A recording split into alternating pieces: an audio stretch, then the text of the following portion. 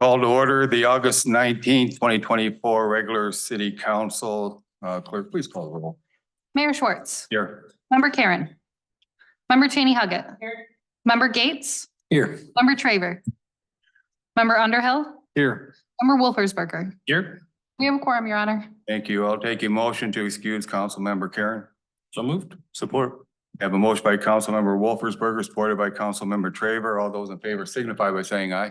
Aye. Opposed, same sign. Motion carries. That brings us to our invocation by Brandon Crawford from Grace Baptist Church, followed by the Pledge of Allegiance. Please rise.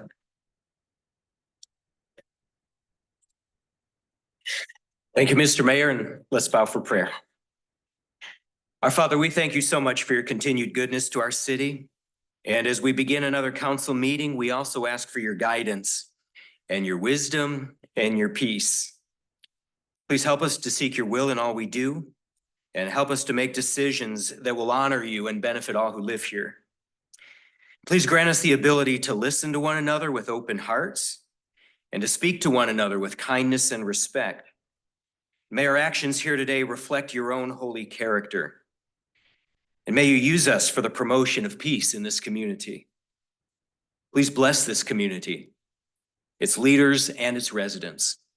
And we ask all of these things in your Son's name. Amen.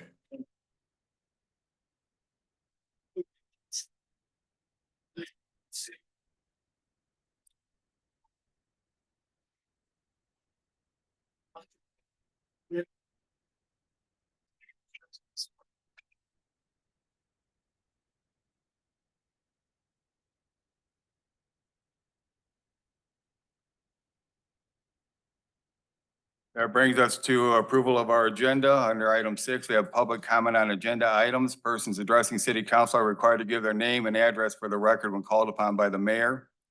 Members of the public shall be limited to speaking for a maximum of 3 minutes. Comments shall address agenda item topics. Public hearing items should be addressed during the public hearing portion, item 10 of the meeting agenda. Non-agenda items shall be addressed during the public comment, non-agenda items, item 14 portion of the meeting agenda. Under number 7, we have our consent agenda. Under A, we have our city council minutes. B, we have city bills. C, we have building official appointment. Under 7D, we have community engagement plan update. Under item 8, we have presentation and recognitions for our sister city program update. Followed by item 10, public hearing and subsequent council action. Persons addressing city council are required to give their name and address for the record when called upon by the mayor. Members of the public shall be limited to speaking for a maximum of 3 minutes per the public hearing. That'll be the Blue Oval Ford and Industrial Facilities Tax Abatement Request, followed by item 12, reports and recommendations, sign ordinance amendments, introduction and set public hearing. 12B, construction contract, Briarwood Development. 12C, NEI, Northeast NEI bond resolution. Followed by item 14, public comment on non-agenda items. Persons addressing city council are required to give their name and address for the record when called upon by the mayor. Members of the public shall be limited to speaking for a maximum of 2 minutes. Comments shall address non-agenda item topics. Public hearing items shall be addressed during the public hearing portion, item 10 of the meeting agenda. Agenda items should be addressed during the public comment, agenda item 6 portion of the meeting agenda, followed by item 15, council and manager communications. Item 16 is motion for adjournment. Need a motion to approve the agenda as presented. Moved. Support. A motion by council member Gates, supported by council member Wolfersberger. All those in favor signify by saying aye. Aye. Motion carries. That brings us to item 6, public comment on agenda items. Persons addressing city council are required to give their name and address for the record when called upon by the mayor. Members of the public shall be limited to speaking for a maximum of 3 minutes. Comments shall address agenda item topics. Public hearing items shall be addressed during the public hearing portion, item 10 of the meeting agenda. Non-agenda items shall be addressed during the public comment, non-agenda items, item 14 portion of the agenda. Anyone wishing to speak on agenda items? Yes, sir.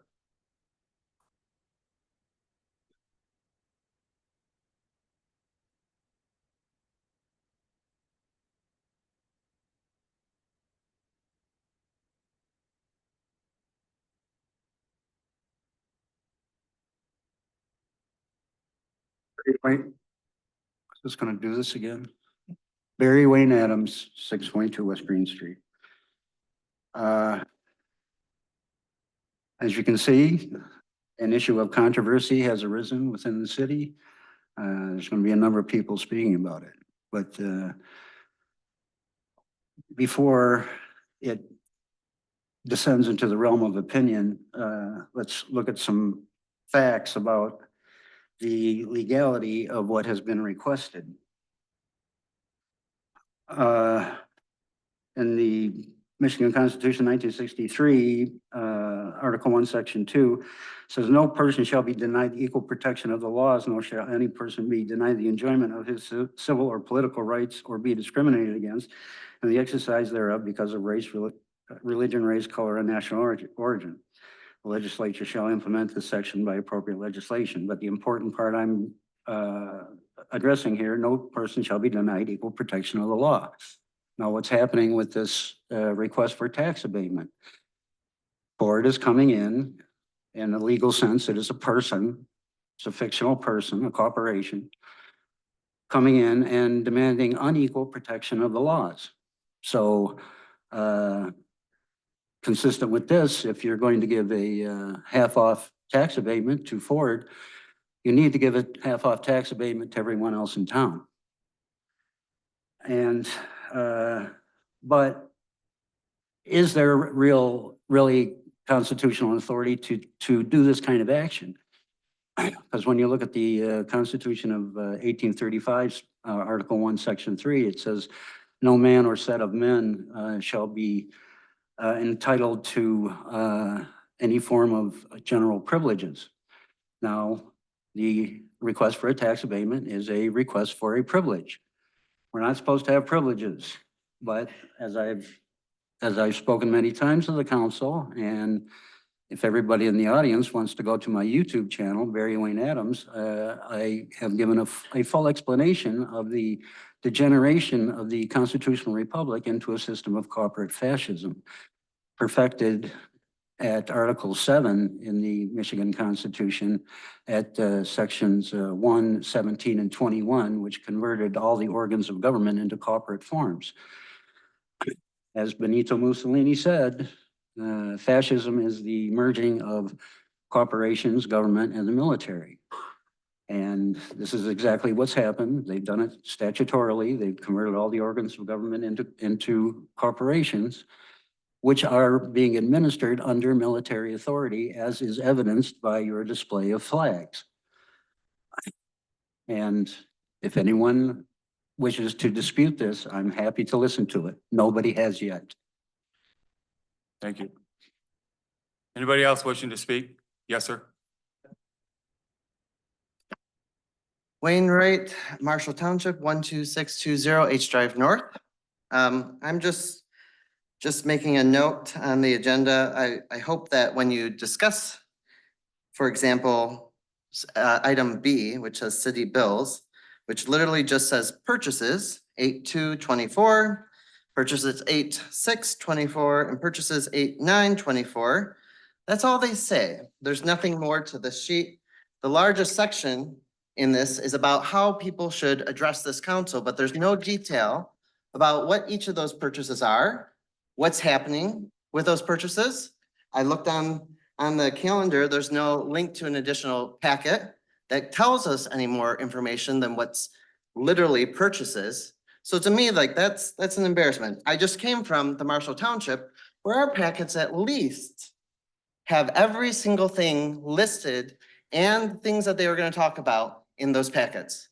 Again, you've limited, from the last time I was here, you've limited the number of minutes that you can have people talk. You've limited the amount of information you give people so that people don't have anything to talk about. And when you come up here and people try to talk about agenda, you say, well, that wasn't really what the agenda item is. You can find it under this hidden part on the website at this point, at this other area on the website hidden. It should be clear, visible, discussed. It should be something that's available to be seen out there prior to this meeting so that people can actually discuss what things are being purchased, what things are happening. Thank you. Anyone else wishing to speak? Yes, ma'am.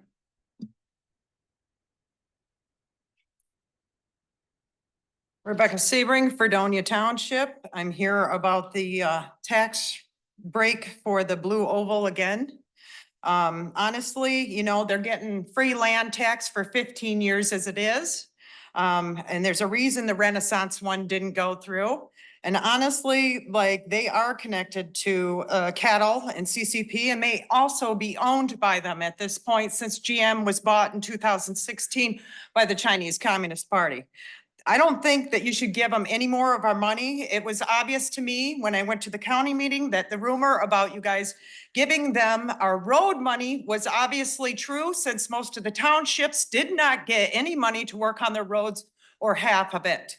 And the only one that did get it was out by the casino, where you want to put in those diamond things, tear up our roads some more. So I am here to protest this invasion. This is enabling a foreign enemy. I don't know how many times I've told you, and look up on YouTube. Please look at Crossroads with Joshua, NTD News, Facts Matter. This is all founded by the Uyghurs. It's Epic Times, and they're going to tell you the facts of their game plan. You're already installing spyware around town and don't even realize it, according to the county. So I'm just saying, they don't need any more tax discounts.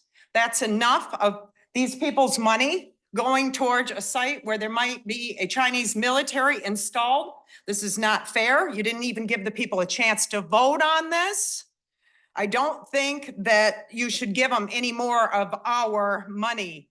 This is not fair. This is exactly what Barry was talking about. This is not good. Thank you. Anybody else wishing to speak?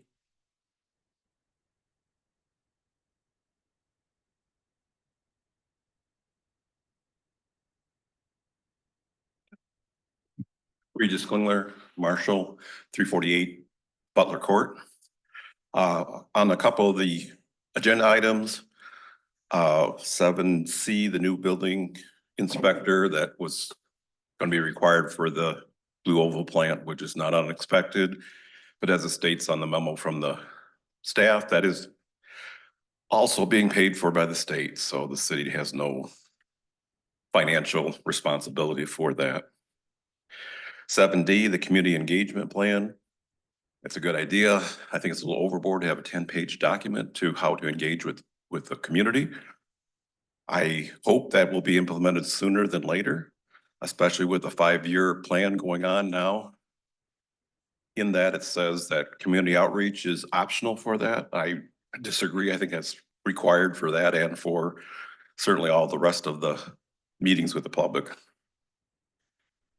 The item 12B, construction contract for the Briarwood project infrastructure. I would certainly hope the city would proceed with putting sidewalks on the new streets there.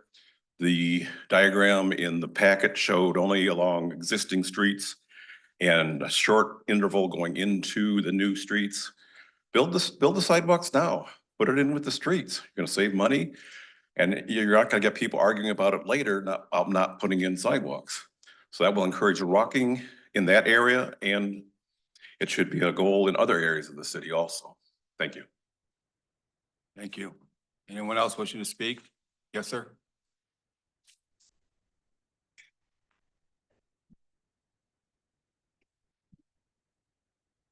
Glenn Kowalski, Marshall Township.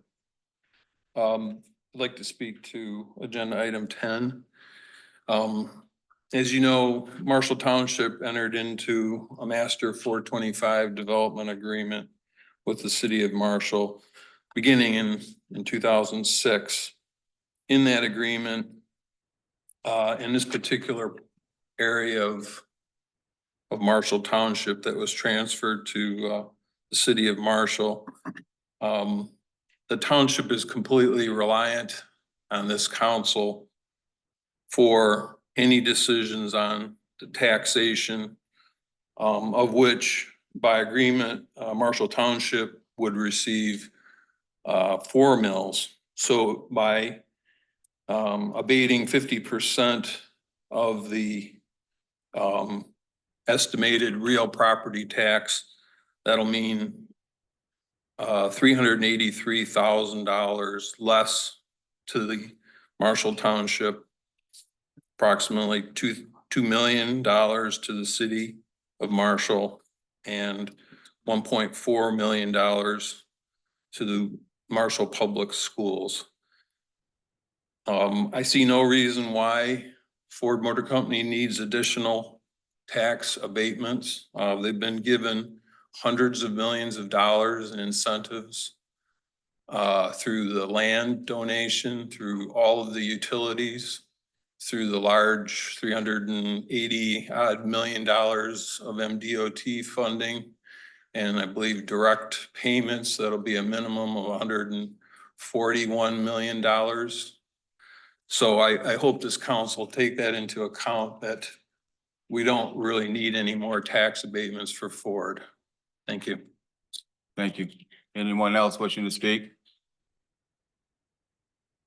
Yes, ma'am. You'll be next.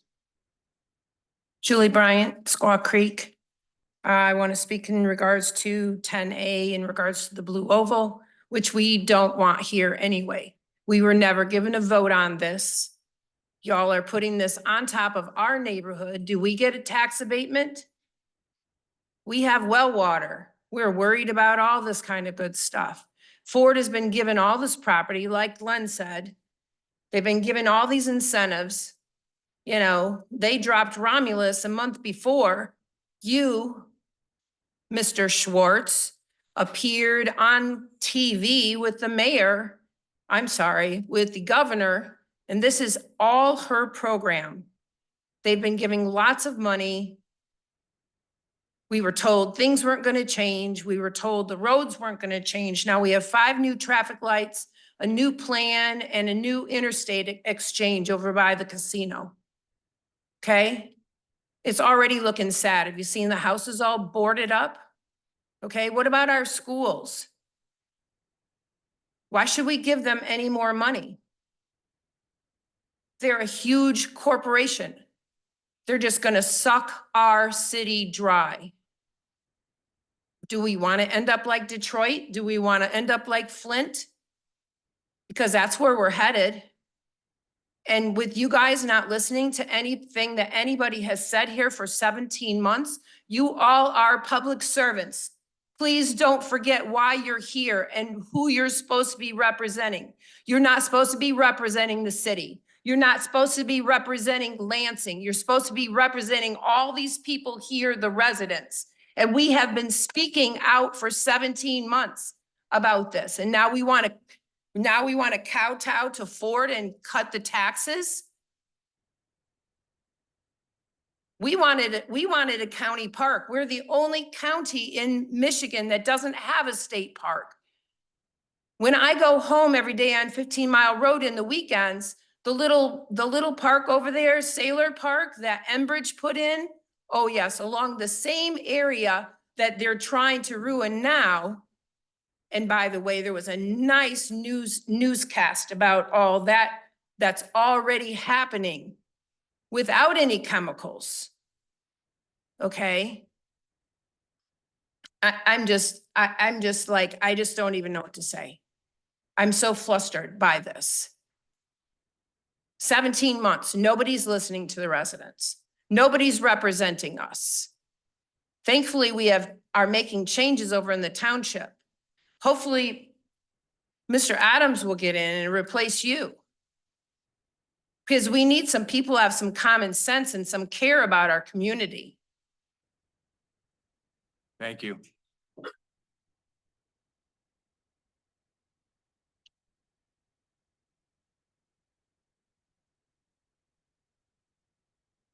Kelly Isaac, North Liberty Street here in Marshall. Community outreach. I think that needs to be addressed. Even a meeting like this, you put a little bitty ad in the newspaper. I don't even read my newspaper till like Monday or Tuesday. I usually don't notice those. Can we start using social media to engage with your citizens? This is a small town. 6,500 people. Everybody's got a phone. Hardly anybody reads print anymore. It's all on the phone. I would like to see I think you're hiring a person to engage with people in the community. I think that's very important. We feel like outsiders in our own community. You don't know how hard it is for some people to actually make ends meet in this town. We sacrifice a lot. And I say that because I'm in a class of people where we're getting squeezed. The middle class is getting squeezed. You don't see corporations getting squeezed, do you? It's inflation, but the corporate profits keep rising, okay? We save our money to pay taxes, to pay our bills, to be dependable citizens. And I don't think that they need a discount. Sorry, I don't. If this is all for show and you're just going through the motions, just tell us and we'll go away. But I don't think it is. I think that you're gonna listen to us this time. And I'm not quite sure what more we can say or do. I mean, we've been to multiple meetings. We've, in order to network with each other to get information out about meetings, we've developed Facebook pages. And it seems like the city could just give us a little bit of help when it comes to engaging with us. And I was very happy that Mr. Perry did answer my questions about this whole thing. I really appreciate that. He was quick to do it and I do appreciate that. But there's been times where I've sent emails and I've not gotten a response. And and not just this board, other boards, other local boards. But yet when it comes down to it, they want our money. So we want the same respect that, it takes respect to get respect. Now, I know that people have said, well, being on a local board, you get abused. Well, I have never called anybody a name, and nor would I. I've been called terrible things. In fact, I had to go rogue because I was targeted. So I think that we should have more empathy. Thanks. Thank you. Anyone else wishing to? Yes, ma'am.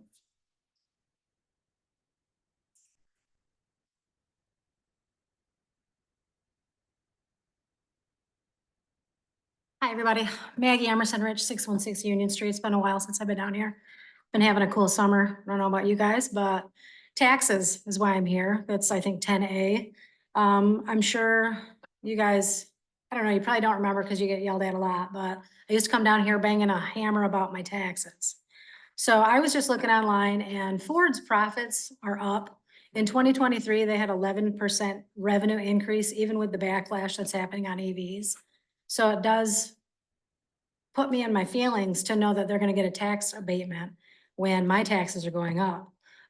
There's some people here in the room that tried to talk me off a ledge when I was flipping out about my taxes recently. My taxes went up on my property 5%, 2 years running. So that's a 10% increase on my house tax in 2 years. So to say that we're gonna give a company that made like almost 180 billion in 2023, when I clearly don't make a portion of that, is just, it's hard to understand. And mostly because I know that we may say that we're trying to give them a rate so they'll come in, but I mean, they haven't even been honest with us. We heard about all these great jobs we were gonna get, and then that number cut down. And then we were told, oh, there's gonna be tax revenue, you know, that's gonna be a reason to take this. And now that's chipping away. So it's making the pill start to come back up for some of us that have kind of resigned ourselves. So I want to thank you guys for having a hearing on this and not doing this behind closed doors and letting us have our say. And I hope that you take some of what we say to heart. Because again, my taxes, you guys, that's what really gets me crazy. So help us out, you know, just keep in mind, we're the ones paying for everything that's happening. All the money Gretchen gave, that's my money, your money, that's our money. That's not just free money. So please try to be conservative with our tax money. Thank you. Thank you. Anyone else wishing to speak? Yes, ma'am.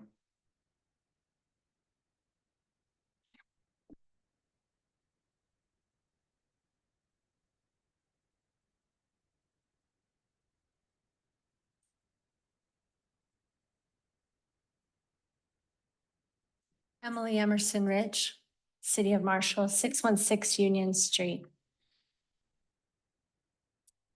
I'd like to speak on, like everybody else has so far, the tax abatement. My wife just spoke about our taxes going up 5%.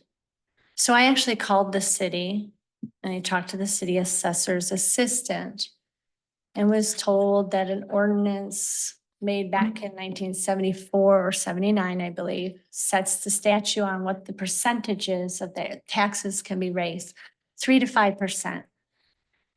Now today is our 3-year anniversary of being Marshall residents. And so our house went up when we purchased it. We do have the most expensive house in our neighborhood.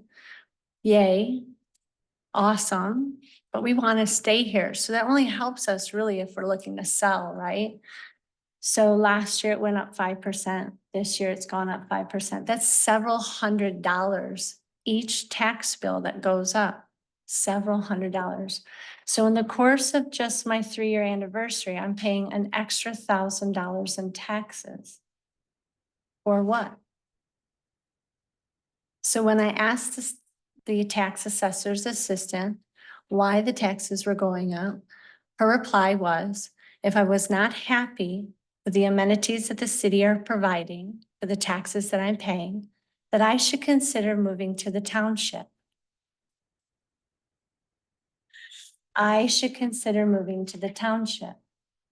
Well, my best friend lives in the township and her taxes also go up by 5%. So that really doesn't help me, does it? So what do? Do I move back to Lansing with the crime and drugs and everything are getting more and more out of hand?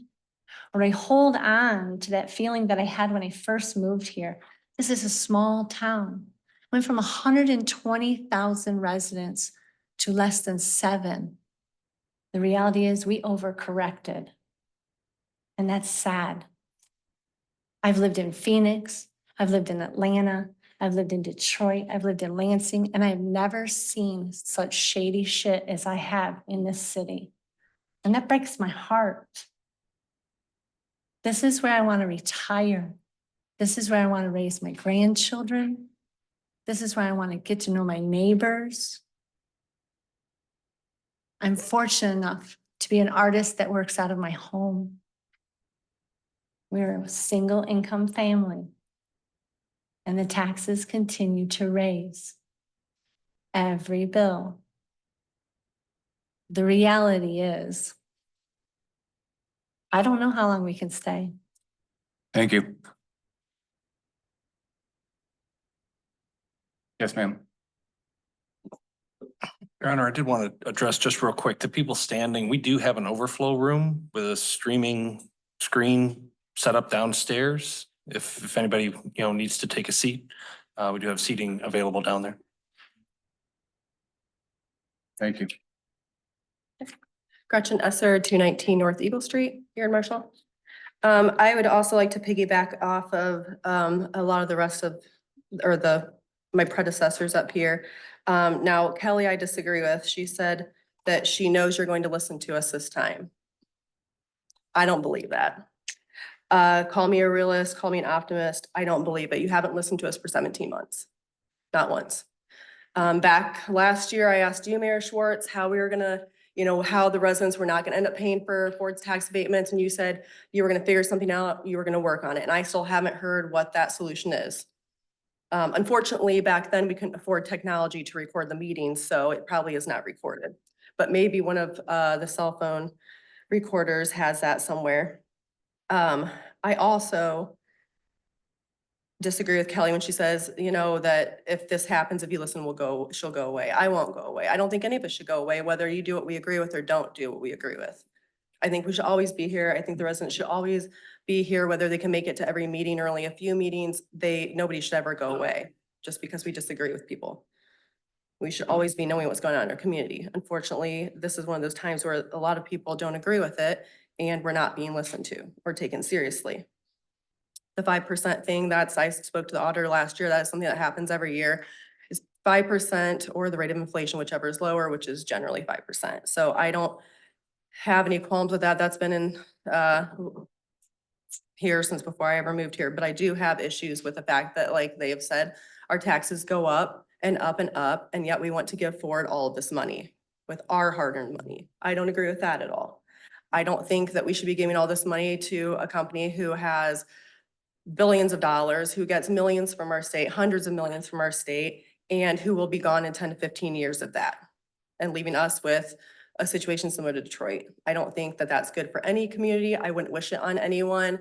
They could have picked somewhere else to do this, a brown site that's already there, that's already destroyed property somewhere, or just not do it because it doesn't seem like EVs are super popular.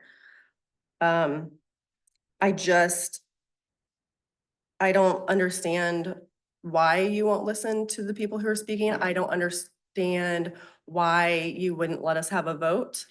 I think I understand a big motivator behind that, and it has a lot of dollar signs. But you don't care about what the people have to say. You don't care about the land out there. And it will just be another thing that comes and goes, and Marshall will move on, but in what direction? I don't think it's going to move on in a good direction. Thank you. Thank you. Anybody else wishing to speak? Yes, ma'am.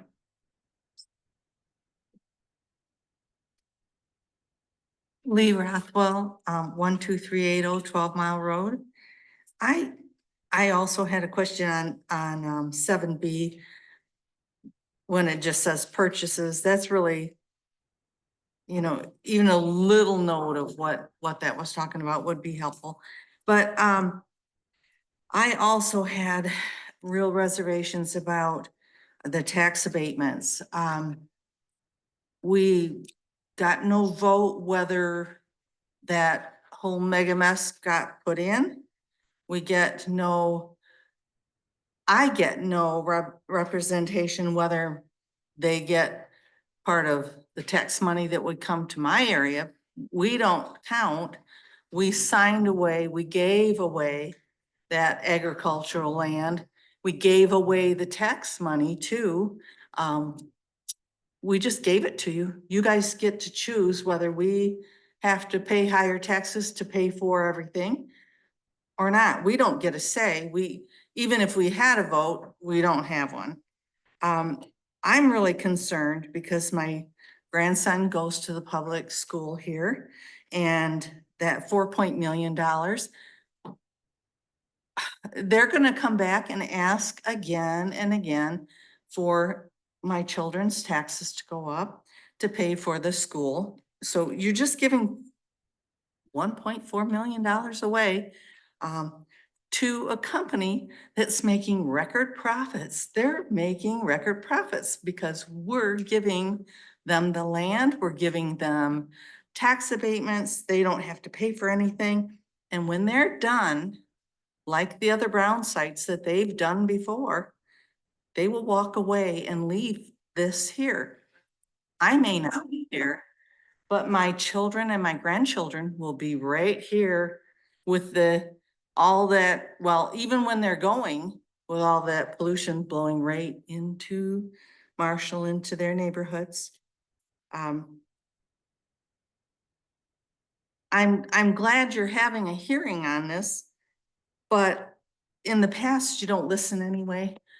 We could stay and talk until midnight or 1 or 2 in the morning, and immediately you'd say, oh, they don't know what they're talking about. We do. Oh, the Joint Planning Commission, they don't know what they're talking about. We do. There's not gonna be any increase in traffic, no adverse traffic flow. No, none of that's gonna happen. It's gonna fit right in with what was already there, you know, that big building and the water tank and all that stuff. That's gonna fit right in with what's already there, all that farmland. Thank you. Thank you. Anyone else wishing to speak on agenda items? Seeing none, we'll move to item 7, our consent agenda. Under 7A, we have city council minutes, regular session, August 5th, 2024, followed by city bills, purchases on 8/2/24 in the amount of $50,767.90. Purchases on 8/6/24 in the amount of $269,584.39. Purchases on 8/9/24 in the amount of $52,590.99. And July power purchase in the amount of $890,566.43, for a total of $1,263,509.71. Under item C, we have our building official, Ralph Walton out of McKenna. And item 7D is the community engagement update, accept the community engagement update plan for the city ready, what is that? Yeah, for the readiness program. So I'll take a motion to approve the consent agenda. Your Honor, I'll make a motion to approve the consent agenda as presented. Or motion by Councilmember Wolfersberger, supported by Councilmember Traver. A roll call vote, please. Member Cheney Huggett, Yes. Member Gates, Yes. Member Traver, Yes. Member Underhill, Yes. Member Wolfersberger, Yes. Mayor Schwartz. Yes, Motion carries, Your Honor. thank you. That brings us to item 8A, our sister city program update. Shirley? Mr. Cook?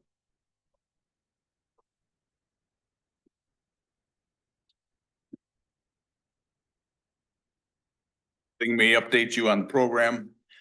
We've had a sister city in Koka, Japan since 1984. This is the 40th year of our program. The last 5 years, we've been on a hiatus primarily because of the COVID issue, and Japan had really restricted people coming to Japan. So we haven't had anybody go to Japan since 2019.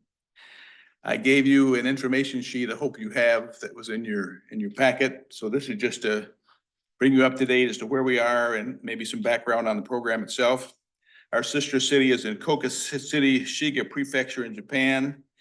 And our adult program was established in 1984, and we are an official city committee. There's a document that's fact out here in the hall that was signed by Mayor Bassage and Mayor Yamori of Koka. And then also in 2005, there had to be a new agreement because Koka merged with 5 other communities to form a new town. And that was done throughout Japan. There were various small towns merged together to have one city council, one school board. And that created the need to have a new document signed. So Mayor Colville and one other city council member went to Japan at Koka's expense and signed that new agreement. We've had a middle school program since 2001. Candy Putnam kind of got that going. We now have 2 teacher coordinators, Megan Stallsmith and Jessica Schmidt. And they have selected 5 students to be going to Japan this fall. So that program is up and running thanks to these 2 teachers. We are part of the Michigan Shiga Sister State Program. And we've had a relationship with Shiga as a sister state since 1968. And there's a website listed that I encourage you to go to that's got all kinds of information. We've had over 80 Marshall people And over 65 different Marshall families have hosted guests from Japan. In alternating years, we get guests coming from Japan. And then the following year, we send people to Japan. This year, we've got 4 delegates coming, and they'll be here September 6th through September 10th. We're having a farewell banquet for our guests this Monday evening, September 9th at Wilder Creek. We have an endowed fund with the Marshall Community Foundation. We get no city funds. We did have a line item budget prior to the economic crisis of 2008. We got like $3,000 a year to run our program. That got cut because a lot of things got cut back then. So we have taken upon ourselves to raise some money. We've got an endowment fund now with a foundation, and that pretty much supports our programs. And we always welcome tax deductible donations to that fund. One other project we have is we maintain the Peace Park in downtown Marshall. And if you've been down by there, it looks pretty good and does good service to downtown Marshall.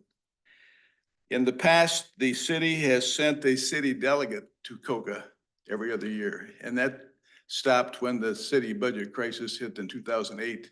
And we would hope maybe that you would consider that next year as we send delegates from Marshall to COCA. That would be nice. I've listed the Sister City Committee members at the bottom of your sheet there. Going over this before I came down tonight, I noticed that I neglected to add Jack Reed to that committee. He's on our committee. And I guess the reason I did that is because Jack's on so many committees, I just assumed you knew he was on this committee. So anyway, one event that we've got coming up this Saturday night that we want to tell everybody about is we're having a Japanese taiko drumming performance at the Marshall High School Performing Arts Center. Doors open at 6. Performance starts at 6:30. This is a gift to the city from our committee in celebration of our 40th anniversary. And if you've not heard Japanese taiko drumming before, you need to come and see this because it's pretty awesome. It's a free concert. And again, Marshall High School Auditorium, 6 o'clock this Saturday night. Any questions of anybody? All right. Thank you.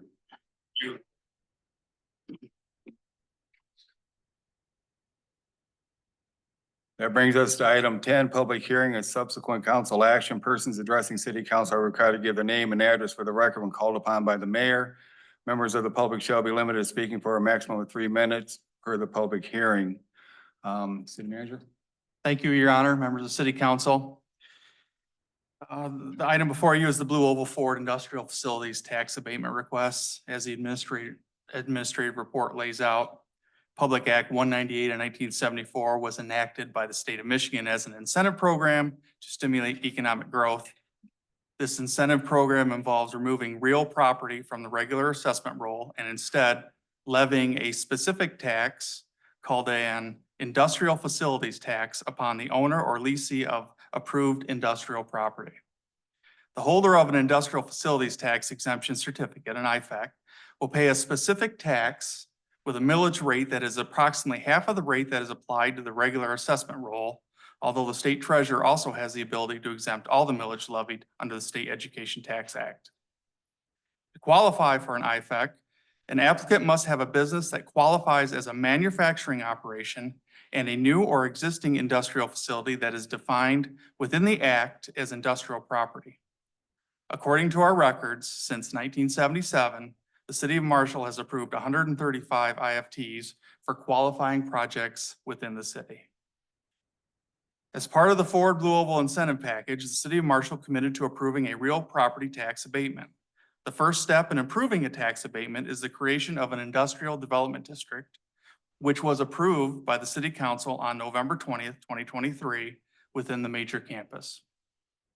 The city has received an application for an industrial facilities tax exemption certificate from Ford Motor Company and affiliates and have requested consideration of an industrial facilities tax for a 12-year duration allowable under PA 198 of 1974. Ford has indicated that their investment upon total completion in 2026 will have an estimated market value of $383 million for real property and $900 million for personal property investments. The total overall investment for the Blue Oval Battery Michigan project is $3 billion and will generate 1,700 to 2,100 new jobs. For clarity, the IFEC considers only the taxable value of the building, and it does not include the land on which the facility is located, as it will be taxed at 100% as determined by the city assessor as provided for under the Michigan General Property Tax Act as amended.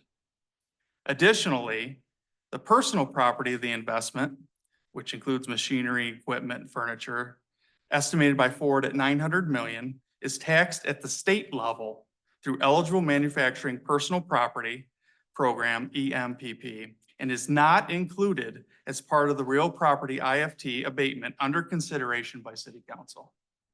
Additionally, when estimating the overall project investment cost of $3 billion, it's important to recognize that the number includes items such as construction, labor, design, and engineering, and other soft costs that are expenses to the developer, but are not taxable by the local unit and therefore not subject to PA 198 of 1974. PA 198 of 1974 requires that before acting upon an application, the legislative body of the local government unit shall forward the applicant, the assessor, and a representative of the affected taxing units an opportunity for a hearing. On August 5th, 2024, the City Council set a hearing for August 19th, 2024 at 7 p.m. Representatives of Ford are in attendance to answer questions posed by City Council. Following the hearing, we are recommending that the IFT application be approved by resolution number 2024-23. Thank you. Somebody from Ford want to speak?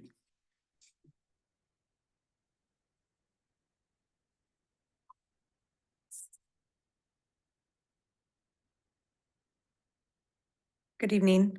Thank you, Mayor Schwartz, City Council, and City Manager, and the entire Marshall City team for your continued partnership and collaborative efforts in support of Blue Oval Battery, Michigan, a wholly owned subsidiary of Ford Motor Company. My name is Stephanie Fries, Regional Manager for Government Affairs. I'm here tonight with my colleague Kelly Murphy, Director of our state and local tax team. As you know, our facility will produce lithium iron phosphate batteries. Production is on track to begin in 2026 within facilities totaling roughly 2 million square feet. Ford undertook a comprehensive multi-state selection process before deciding on Marshall. Michigan is the birthplace of Ford and our home state. Marshall is located at a robust transportation corridor, and we believe an experienced, highly skilled workforce lives in the community and region with education and training institutions willing to support high-quality training.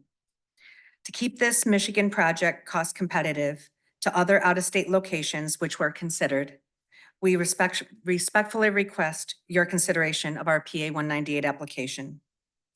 Ford will still pay several $1 million in real estate taxes annually with the PA 198 tax abatement in place, and that amount would grow each year. This would be all new tax revenue beyond what the city has collected in the past, benefiting the Marshall area community.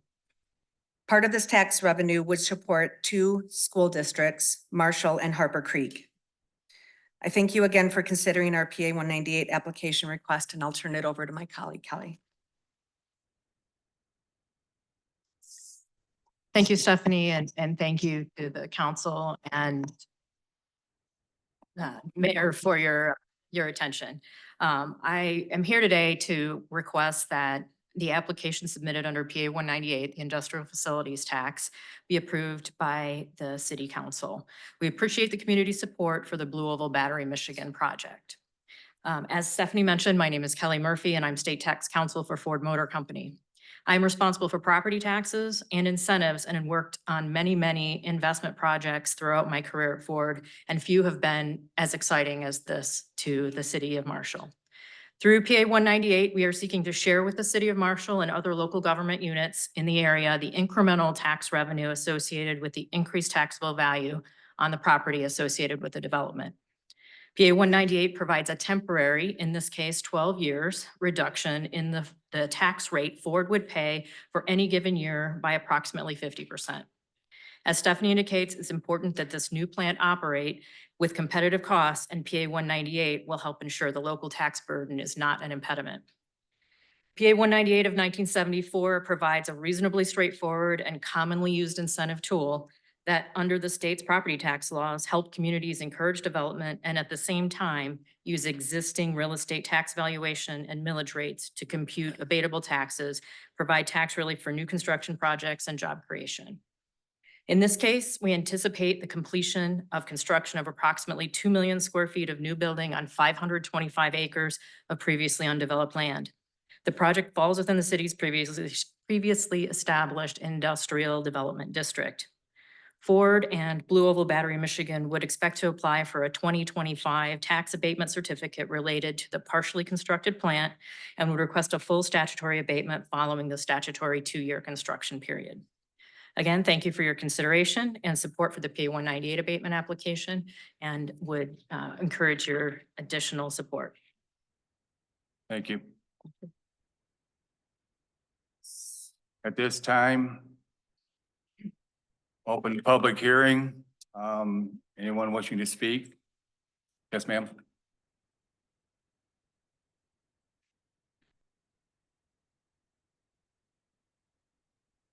Diane Kowalski, Marshall Township. Stephanie Fry just said that they went through an extensive state plant research, state search to build this battery park. They're here because Virginia said no, just to keep that in mind. I would like to address the impending decision by this council to abate the real property tax for the Ford Blue Oval Battery Park. I would ask this council to vote no on the tax abatement that would diminish any financial benefit from having this EV factory in our community. Specific to the Ford application, I see no need to grant further incentives as they already have received historic benefits from the state of Michigan, who gets its money from the taxpayers. Ford appears to be receiving a full tax relief in personal property taxes on an estimated value of $900 million through the actions taken by the MSF and MEDC on July 9th, 2024. Further, this non-elected body has granted $141 to $161 million in direct payments to Ford to establish this facility. All the land, water, wastewater, and roads for the Ford site have been fully paid for by the state of Michigan. Yes, us, the taxpayers. Together, these represent unprecedented welfare to a prosperous corporation, the Ford Motor Company. I want to remind the city council members of the Master 425 agreement and your responsibility to act as a fiduciary for the Marshall Township when it comes to tax revenue to be gained from this site.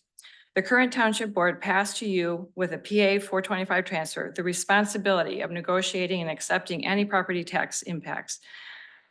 The township board did this in full faith that you would do the right thing for Marshall Township as well as the city of Marshall. If you approve this 12-year 50% tax abatement, you will reduce the revenue to Marshall Township by an estimated $386,000 per year. We are in desperate needs of road repair. You will reduce the tax revenue to the city of Marshall by an estimated $2,777,775 a year. You reduce funding to the Marshall Public Schools by at least an estimated $1.4 million a year. Isn't the school board asking for more money in November? Does this tax abatement infuriate them? Our community has been put upon by the state of Michigan to push an agenda never conceived by the majority of the Marshall area residents. If Ford is truly a good neighbor, it does not need any more than the hundreds of millions of dollars already given to it by the state taxpayers. If the city council members truly want to benefit to come from this overreach, then you must deny the Ford application for industrial facilities tax exemption certificate that will remove an estimated $4 million annually from our local community. It is not wrong to expect Ford to pay their fair share of tax, just like all the other property owners in the city and township are expected to do. But it is wrong to deny the citizens the benefit of $4 million a year of tax revenue can provide them. Thank you. Thank you. Yes, sir. Jim?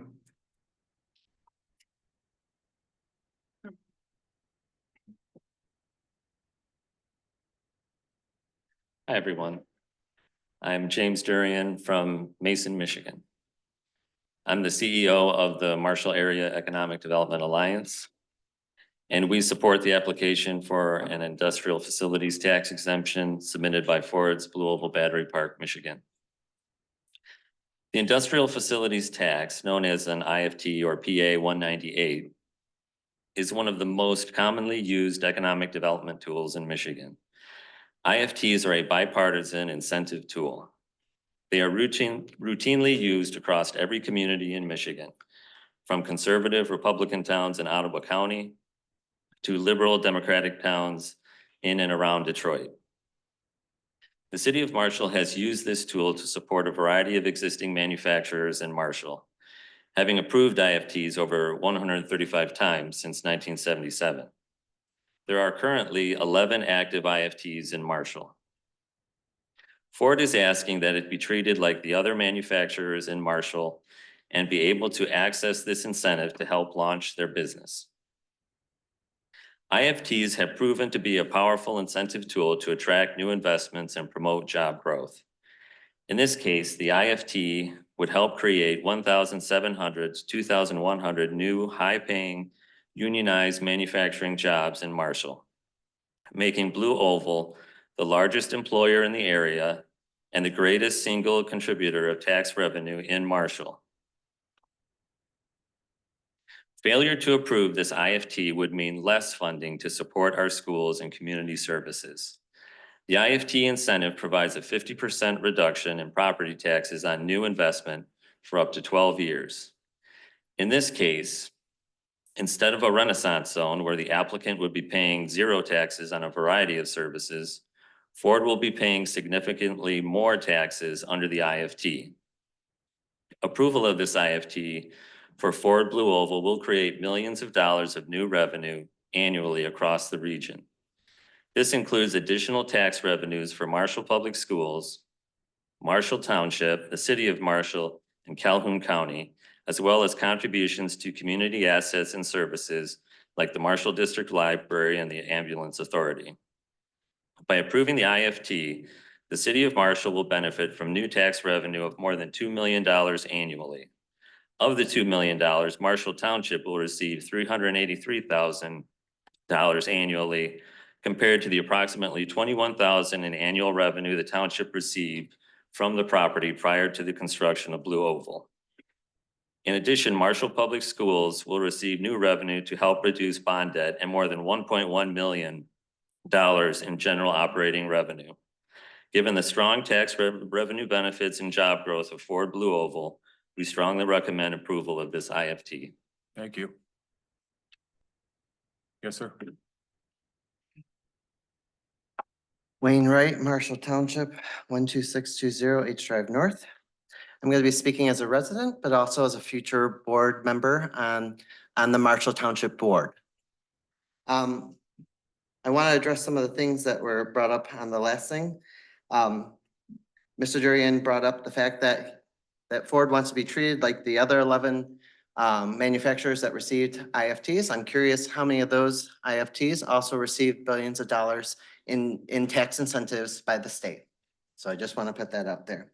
Of the 1,700 to 2,500 jobs, largest in our area, which is true, the concern with that is Ford has had a shifting, that the scaling of that project has changed from the beginning to the end. And they're still shifting what that might look like over time. They're wanting you to lock in what you're about to do and say you're definitely going to do and give them this without them having locked in those things. So my question is, what kinds of things are you using to protect the assets of the city as Ford continues to make and shift and change what they're doing? The other concern about was the $383,000 that will be given to Marshall Township when we are annually collecting $21,000. With that, I can farm that land, or I could have farmed that land for $21,000 a year in revenue for virtually forever. That land has now been irreparably harmed because of the removing and the grading that has been done. So the lifespan of that site has now been tainted in such a way that it would take hundreds and hundreds of years for it to be able to be arable again, to be used as farmland. So while we may be getting a lot of tax revenue early, we're getting it for a shorter period of time if Ford, like Romeo, like the other sites of where they have been, leave, we're left with an empty piece of land that can only be used unless it's been remediated. So while they like to tote that it's a lot of money now, it's a lot of money up front, but we're going to be paying the consequences. Marshall Township is already paying the consequences for this. They voted for people like myself, Mick Woods, Glenn Kowalski, because they're upset that people aren't getting a voice in the change. I'm asking you now as a community representative and the board of Marshall Township in the future, if you want to have good relationships with them in the future, we're looking to see how you respond to us now.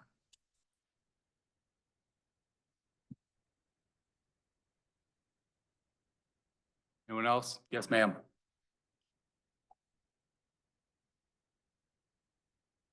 I'm Deb Withy from Marengo Township, and I was privileged to be a delegate in the Sister City program and a host family for a delegate from Japan, and I highly recommend it. But my information here for tonight is, as a resident of Marengo Township, I'm aware that Marengo Township has 425 agreements with the city. What I wasn't aware of was that the city could make changes after that agreement was made, which would then reduce the amount of funding that the township would receive through the 425 through the millage, when the millage had already been agreed upon. So I was surprised to learn that. In addition, local units that receive money from taxes will not get as much funding as they could if this is approved tonight. When you take your children to the library or your grandkids, will you walk in proudly knowing that you worked to get the most funding possible for the library? Or did you vote to reduce the funding? When your family members attend KCC or you attend a graduation for one of them there, will you be proud that you voted for the most support you could? Or did you vote to reduce support for the community college? Every time you drive past a local school or walk into the county building, you will be reminded of your decision tonight. I hope you will not regret it. Thank you. Yes, sir.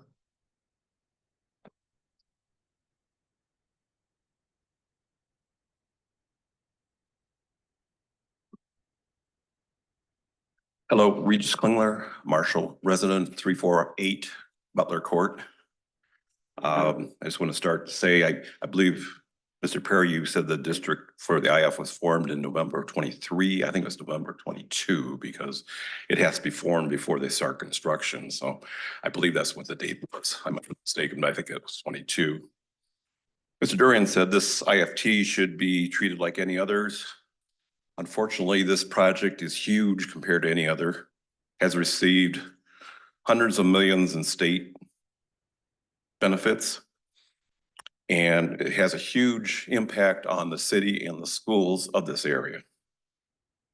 I wrote a letter about this meeting. I'm gonna just read through that now too.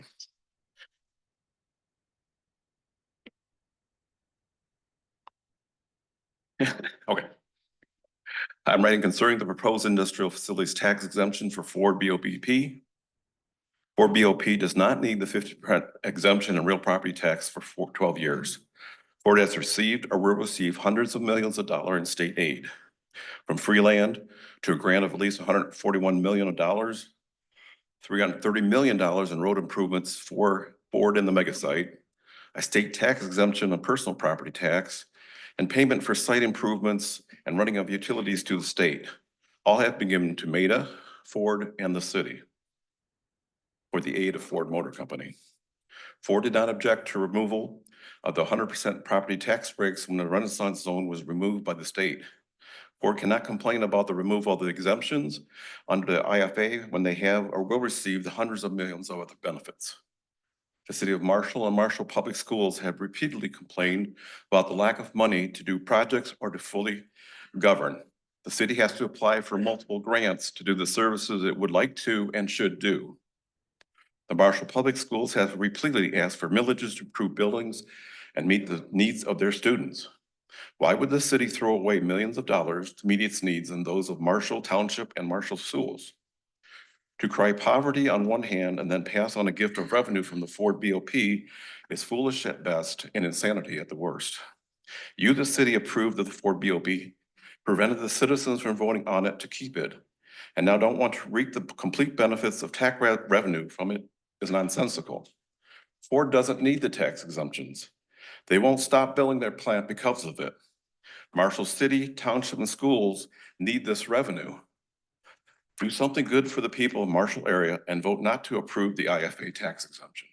Thank you. Thank you. Yes, sir.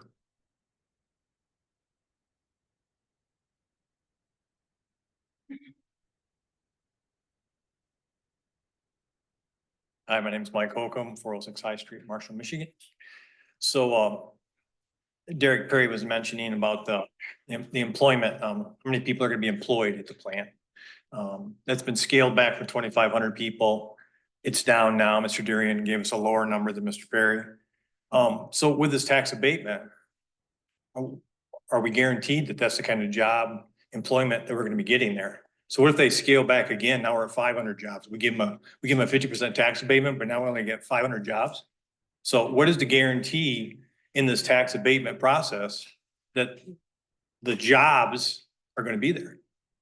I mean, it's already dropped, it's dropped, it's dropped.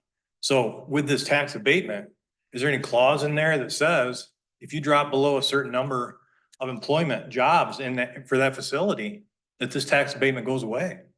I mean, we're banking everything on that, you know, we're gonna have employment, but what happens when that number drops again? Is there language in that tax abatement that guarantees that it goes away? Or we just let it drop, let it drop, let it drop? Pretty soon we have a robotic facility out there and we're employing 300 people, but they get a 50% tax abatement. That makes no sense. So I wish you would just look at the language and ensure that, you know, hey, the Marshall residents and the surrounding communities, that those jobs are there. Because that number has gone from, Governor Whitmer said 3,000 on one of her meetings. It's been said $2,500 or 2,500 when we started this. You gave a number, I think around 1,700, something like that. I think we just got a number like 1,200. It's Ford a good neighbor. Are they gonna hold up to those employment numbers? But I really wish you would look at that language and say, okay, whether if we approve this tax abatement, are you guaranteeing those employments? Are you guaranteeing that the people in this community are gonna have jobs? I mean, is there a language for that? I really hope you take a look at that and think about that when you make your decision. Thank you. Thank you. Yes, ma'am.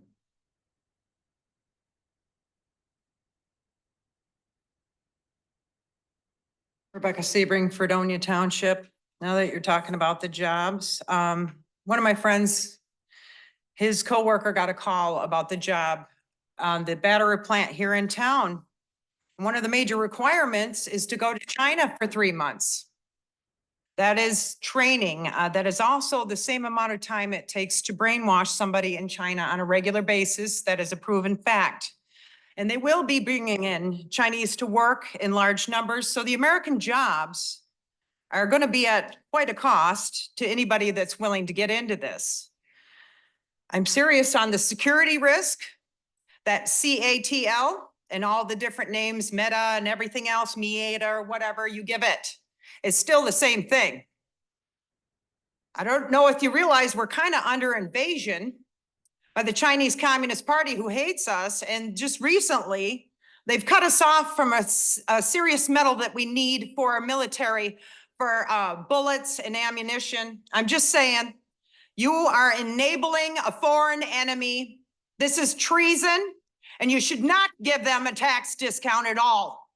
Thank you. Thank you. Anyone else wishing to speak? Yes?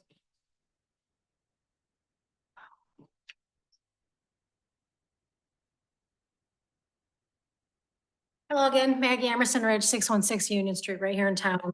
To go back to the comments about workers, I've been part of the International Brotherhood of Electrical Workers for 15 years now. And when the UAW had their strike, we all took a hard look at GM and Ford, and they claimed that they didn't have money and couldn't pay union wages. In 5 years, the past 5 years, Ford made roughly $8 million and paid -2% in federal taxes. I pay federal taxes, but apparently they pay -2%. And in terms of sales tax revenue, I highly doubt they're paying sales sales tax on anything. I work for utility, and when we buy equipment, we are exempt. And I guarantee you, when Ford buys equipment, they're not paying sales tax on that either. So I do appreciate what the gentleman said before about try to protect the workers, because that's the side that I'm coming from. And, you know, we look at Fantasyland. Ooh, we're gonna have all this money coming in. Ooh, we're gonna have all these jobs. The only thing we do know is the town's divided now. I'm sure that that's not completely irreversible. The land is destroyed. There are people that live in Squaw Creek that have had internet problems since all this came down.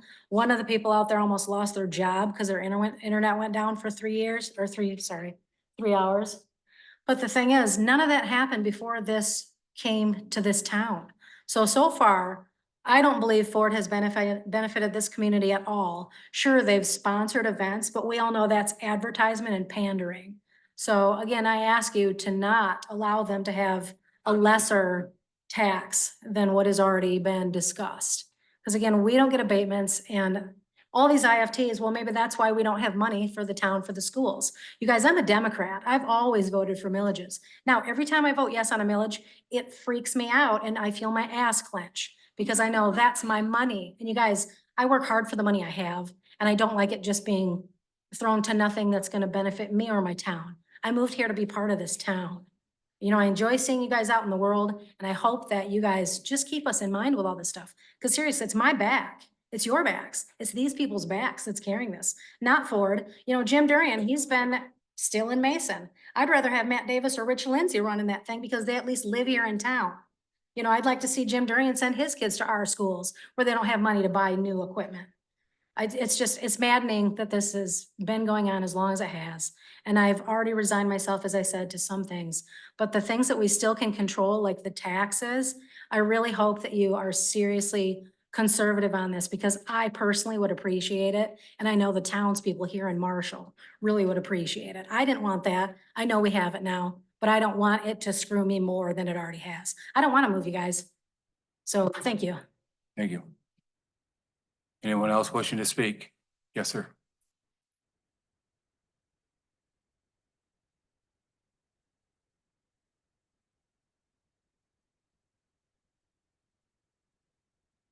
Derek Allen, proud resident of the city of Marshall, 524 West Green Street. I started my professional career as an educator. Among other things, I taught civics. An important concept I taught in that class was that of representative democracy. We call that a republic. In a republic, we elect leaders who then make decisions, voting for us on the day-to-day issues facing our communities, counties, states, nation, and other jurisdictions. I don't miss an election. I vote. So when it comes to the issue of our new neighbor Ford being here in Marshall, I voted on it. I voted on it because I voted for my representatives at every level of government, including at the city level, your level. And in a representative democracy, a republic, that's how it works. It's up to you all to put the time in, serve our community, and then make the decisions you believe are best for Marshall. I also taught economics, which my students found much more complicated and difficult to understand. There's so much more we could talk about that, but one thing I'll note is that public-private partnerships, like the one the state and city have been engaged in with Ford, have been a part of American growth and innovation since our founding. There are countless examples. This isn't a novel consideration. There's plenty of precedent, and it makes good sense. Lastly, I see you all listening. I actually see you doing a lot of listening. It's important to note that listening does not equal agreeing. I feel listened to. I feel represented. And I appreciate this body's leadership and service. You deserve to hear that I and many others support your efforts and are very excited that Ford is here. The future is bright for Marshall. Stay the course, friends. Great job, and thank you. Thank you. Anyone else wishing to speak? Yes, sir.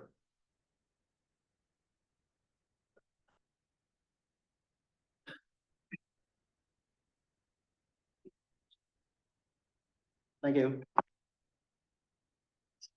Barry Wayne Adams, 6.2 West Green Street.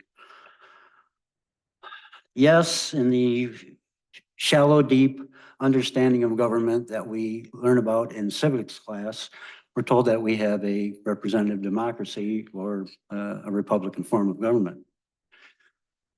But the purpose of it is not to mindlessly hand over our voice in political direction willy-nilly without critical reevaluation by the voting populace. And if the representatives that were voted in happen to go in a direction which the people don't like, then they need to be challenged through referendum. That is a constitutional right, Michigan Constitutional, Article 2, Section 9. And that constitutional right was denied through fraudulent means in the rezoning process. But to the tax thing, it was an interesting admission by the Ford people that they and they need that tax abatement in order to maintain competitiveness. Well, that's a sugar-coated way of saying that they can't survive in the real market unless they get breaks from the government. Well, do we have a free market or not? This isn't just corporate welfare, it's corporate parasitism. And it's interesting to find from the opinion of Attorney General 1928-30 at page 285 says a municipality has no right to extend credit for taxes. So you have no power to do that because that goes back to that Article 9, Section 18 of the Constitution, which says that the credit of the state shall not be granted to nor in aid of any person, association, or corporation, public or private, except as authorized in this Constitution. And there's nothing in the Constitution that authorizes this kind of stuff. It was all done statutorily through the machinations of members of the bar in order to create this land acquisition and money laundering scam that starts through the SOAR fund, going to MEDAC, going to MEDA, and then handing it over to a private entity, Ford.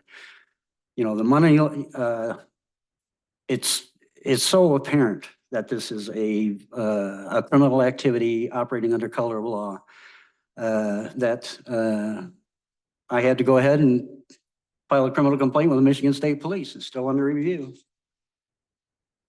I'll be back. Thank you. Anyone else wishing to speak? Yes, sir. Rick Sadler, Squaw Creek. I heard Mr. Durian say that the schools are still gonna get $1.4 million with this tax abatement. Well, they could have 2.8 if you guys didn't give it to them. Then maybe we wouldn't have to listen to the school board and everybody else involved whine because they don't have any money and try to raise millages. You know, $2.8 million a year could go a long way for the schools. And if you guys are so pro-student and pro-Marshall, don't vote for it. Vote for the kids. Thank you. Anyone else wishing? Yes, ma'am.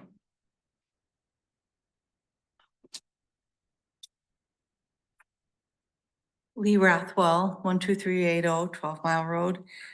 I really hope that you don't give Ford this tax abatement. They are making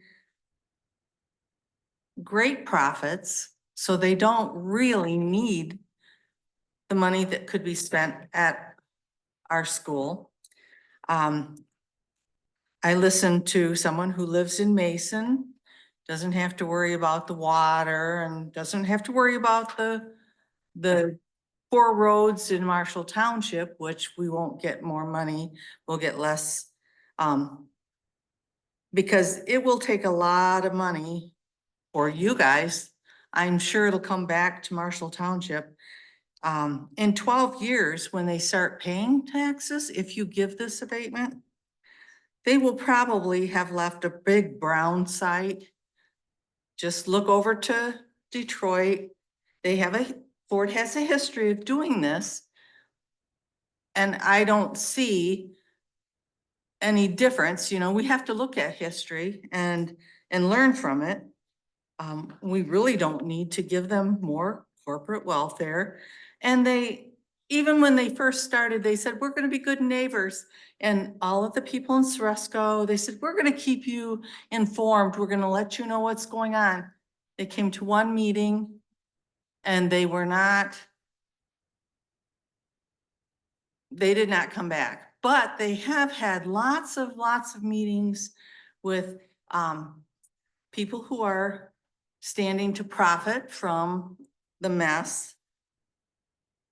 I really think our schools need that extra 1.4 million. We don't need to keep raising the local taxes because of not having the things we need. They need to go ahead and pay the 2.8 million for the school. They need to do that. The technology that they're going to use in 12 years, is that gonna be a real thing? Is that building gonna be standing there empty, worth so many millions of dollars? What's gonna happen to it? Is there going to be pollution, chemical pollution there? Who's gonna clean it up? Who will clean it up? Your children or your grandchildren will be responsible for that mess. And they won't have had the benefit of the taxes for their education. It will be more profit for Ford. Thank you. Thank you.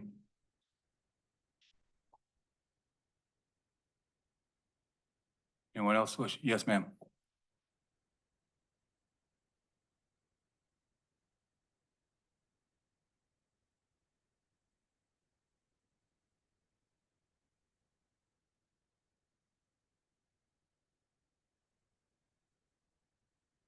Emily Emerson Rich, 616 Union Street, Marshall. So I appreciate when Derek, you read that, all the information to us, and you shared with us that, I don't remember the number. I want to say it was 177 times you've already given tax abatements to businesses here in Marshall. Okay, 135. The point being, maybe that's why we're so financially starved. And that's why we're so desperate for any crumbs that are thrown to us. Look, I was raised by a father of 8, okay, 7 siblings. And he was taught, if you don't ask, you don't know. You shoot for the moon, so you land in the stars. It's no different when you negotiate a job for your wage. You ask for a lot and hope that you get somewhere in the middle of what they're offering and what you'd really like to have. This is not a black or white issue. This isn't a Democrat or Republican issue, a Green Party or a white party, a male or female, liberal or conservative. I'm very conservative financially, and I'm very liberal socially. I think we're more in the middle with each other than we realize. But if I have 2 apples and I'm only giving you 1, 1 is better than 0, but 2 is a hell of a lot better. Let's have a negotiation. Does it have to be for 12 years? What about if it was for 6? What about if it was 25%? It's a negotiation. When I go to buy a car and I see a sticker price, I don't say, sure, here you go. I ask them to come down, and they do, because they're available to have some slide. Ford has money. Ford has plenty of money. They have plenty of our tax dollars already. and they're doing well. They'll sell lots of vehicles and they'll make more money. $2, 2 apples feed how many children? 1 apple, $1 feeds how many children? 1 is more than 0. Yes, we get that. Our schools stand to get a lot more money than they are getting now, especially when we consistently vote against the millages. However, 2 apples are much better than 1 and much better than 0. Negotiations, that's all it is. 6 years, 25%. We could swallow that. We could work with that. Thank you.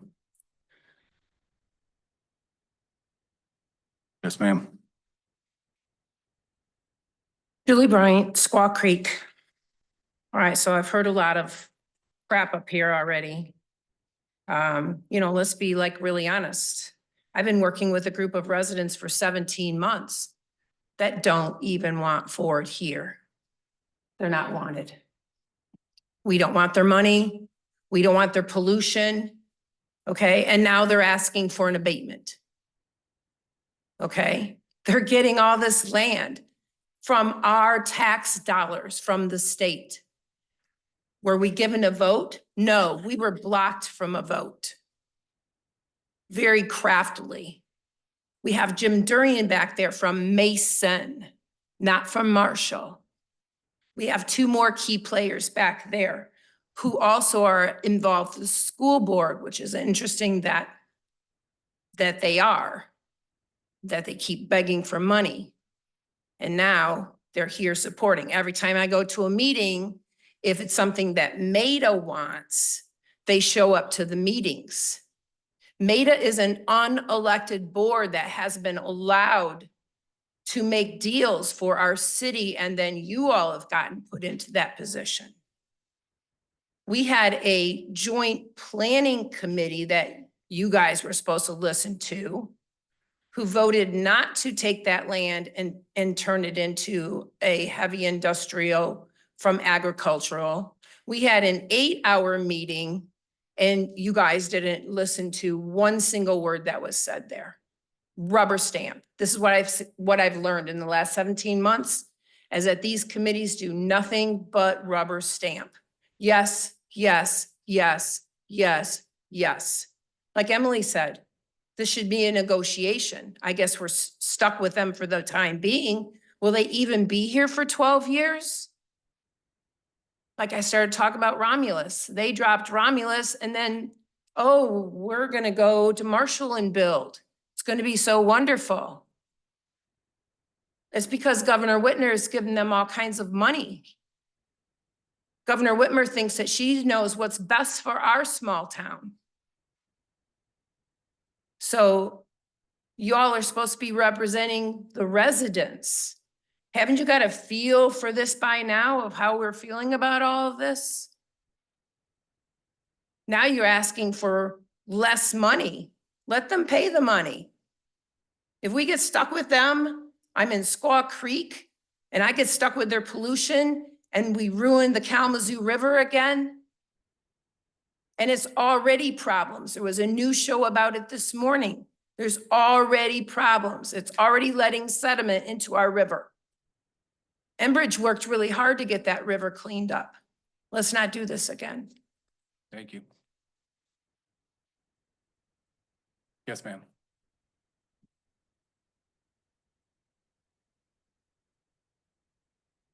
Gretchen Esser, 219 North Eagle Street.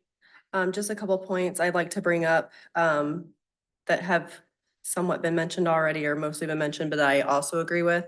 Mr. Durian mentioned the 135 approved abatements that this town has approved since 1977. And as others have mentioned, this is at a much larger scale. Those aren't even comparable. And just because others have been approved doesn't mean you automatically approve Ford. You don't automatically approve the next company who asks for an abatement. This is a much larger scale as far as a build, being right by the river, right by the highways, the chemicals they're using. It's just a much larger scale with much heavier implications than any of those other companies in town. And it's gonna change the topography and it already is in a much larger way. Also, the jobs have been mentioned, going down, they're changing constantly. There's nothing that is set in stone. They get an abatement that they want, and then what jobs do we get for sure? There is no for sure for Marshall. There is a for sure for them, there is not for us. It is dollar signs only that is being put out here and no consideration for the residents. And that's another thing, the residents. Derek Allen brings up civics class and he taught civics and yada, yada, yada. I took civics and government and I was never taught that you vote for someone or a group of people and elect them and then just blindly give away your rights to whatever. You expect them to represent you. Yes, they do not always do exactly what you want. You do not always get a choice in everything, but they are to listen to the residents. You are expecting them to listen and to genuinely listen and genuinely take into consideration all the residents.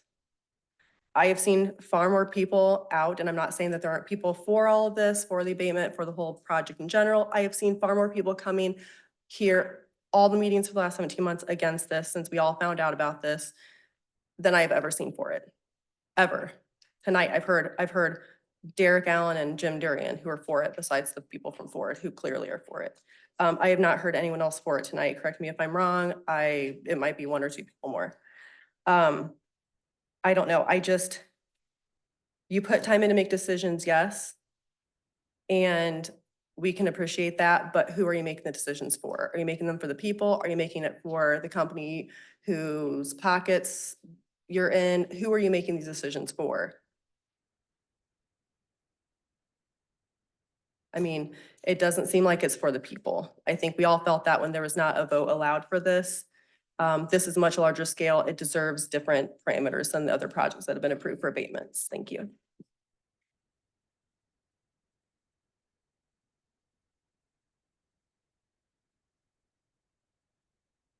Anyone else wishing to speak? Seeing none, close the public hearing, council discussion.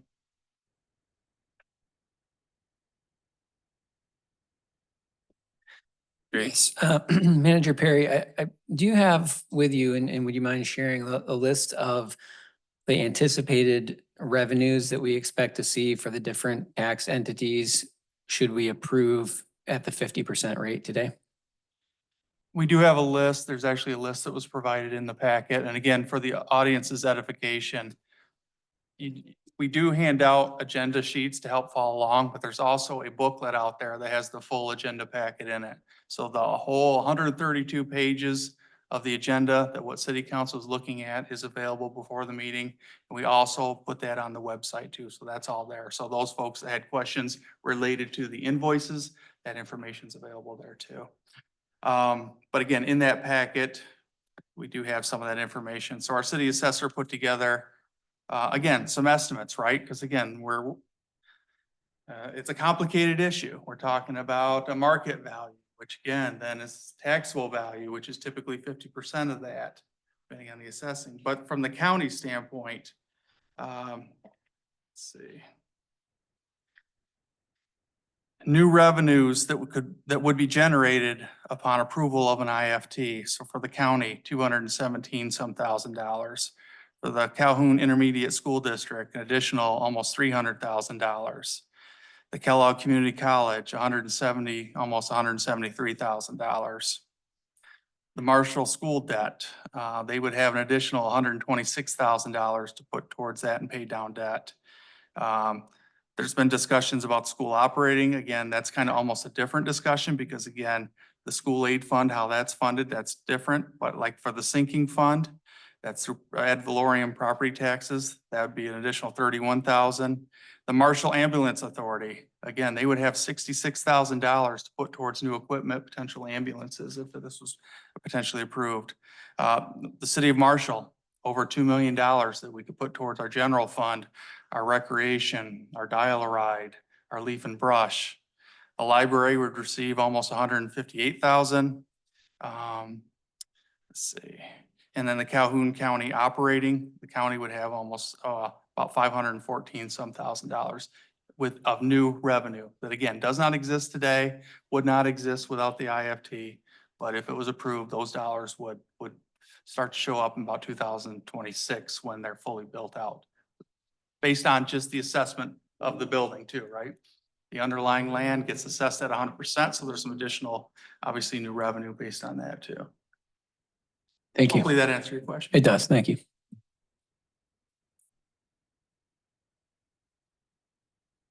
Anybody else? For sake of conversation.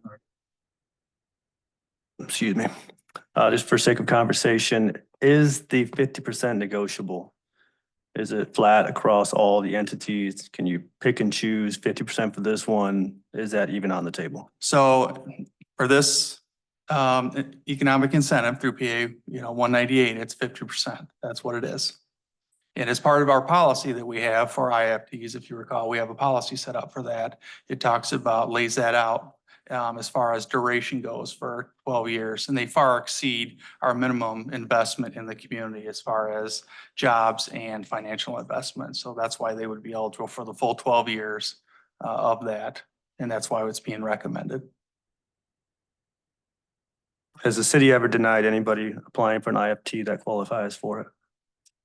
That you're aware of? Not that I'm aware of, but again, I've only been here on the third year, but some of the most recent ones. Now, it looks like based on our research, again, this is kind of a two-part process too, right? The local unit either approves or disapproves, and they send it on to the state tax commission, and they ultimately have that final authority.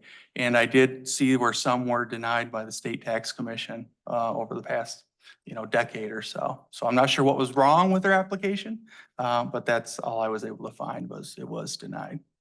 And you made in your comments that once it gets to that state assessor, is that the right department? Tax commission. Tax commission, they can levy it up to 100% if they choose? Or is that something different? No, that would be the 50% abatement. What you might be referring to is some of the school funding. And again, I don't want to convolute that because again, what we're looking at is our IFT, the personal property, the state operating, education, all that, that's handled at the state level. Okay, thank you. I'd just like to make a point, Your Honor. These are all new revenues. We were looking at a 15-year renaissance zone with zero revenues outside of potential pilot agreement that we were looking to negotiate. So as I look down this list, we're, theoretically at $6 million in new revenues for the county for this, Harper Creek schools and Marshall schools alike, as well as KCC and the ISD. I mean, I think if any of these entities were looking at these numbers, as increases in their funding, they'd be ecstatic. The comparison to what they could be getting, I think I think it's the wrong way to look at it. We're not giving away tax dollars to Ford. It would be, again, creating new funding for new projects and new efforts.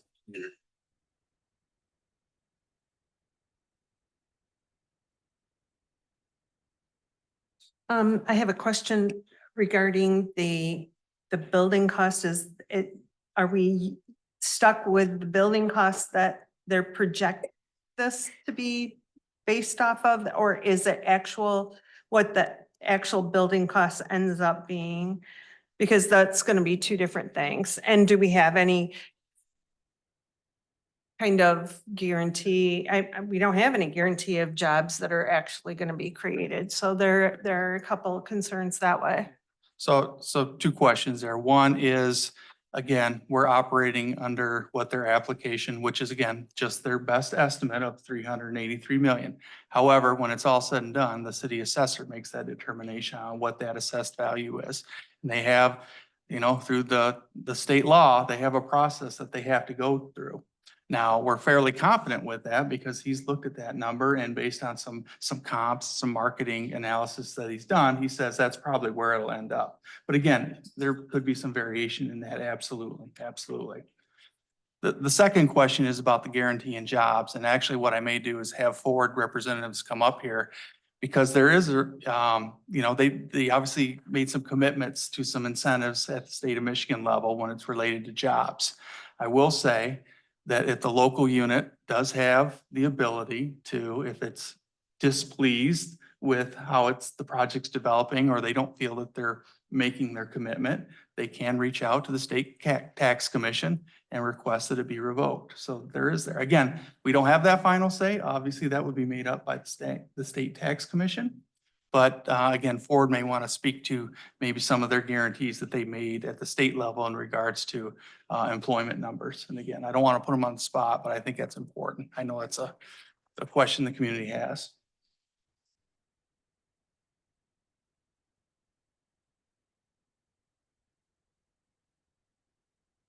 If I may, yes, you are correct. At the state level, incentives approved. We're tied into, specific job commitments and are not available if the jobs commitments are not met.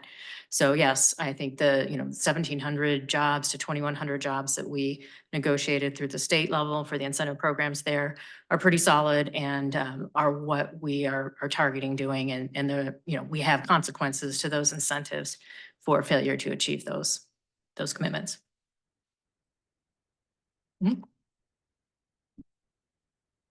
Councilmember Underhill. On Scott's point, it's 6.8 million of new money compared to 21,000, whatever it was before. I think the reason why people don't come forward is because they get hissed at and those kind of things that are up, if they're approval of this, when they want to speak in front of people. And I think that's where we see a lot of this. It's a great turnout. I appreciate you guys' opinions. I have sheets of notes, so I appreciate the comments.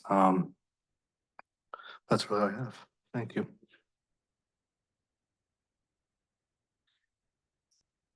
I just make one other comment that I've always been really excited about this project coming here. One thing I did not like was the Renaissance Zone. This IFT to me is much more favorable from a city perspective and from multiple organizations within our community and our county. So I'm blessed that we have this option to consider the IFT versus the Renaissance Zone. I think this is a much better situation for us moving forward. And I don't disagree. With the pilot, it's all negotiated. Nothing's ever for sure under the taxes. There is, under Public Act 198, it is stated what their obligation is. I don't believe anyone ever mentioned that there was down to 1,200 jobs. I did not hear that. So I heard between 1,700 and 2,100. And that's what was confirmed by a sports spokesperson here tonight. But the money is, my understanding, it has to do with the assessment of the property, the building, not the property. And whether the jobs or they go away, it's still the facility that's going to be levied that tax on. This is the number that was initially provided. We don't know until it's complete and the assessor has the opportunity to go through and do the assessment. So these numbers are tentative right now. But at the same time, you're right. I mean, just looking at this alone, I heard people saying that for the city, we're being run out, we're being forced out, they're not paying their fair share. It's gonna be between 20 to 25% increase in our city taxes. When you talk about the township, it was brought up, the 21,000 that the property was paying, and you could pay that 21,000 over several years. Just doing the math, just at the 12 years. And I can't imagine investing $3 billion and only having it for 12 years. So just at the 12-year mark, if you took that 383, times that by 12, it came out to about 206.85 years at 21,000.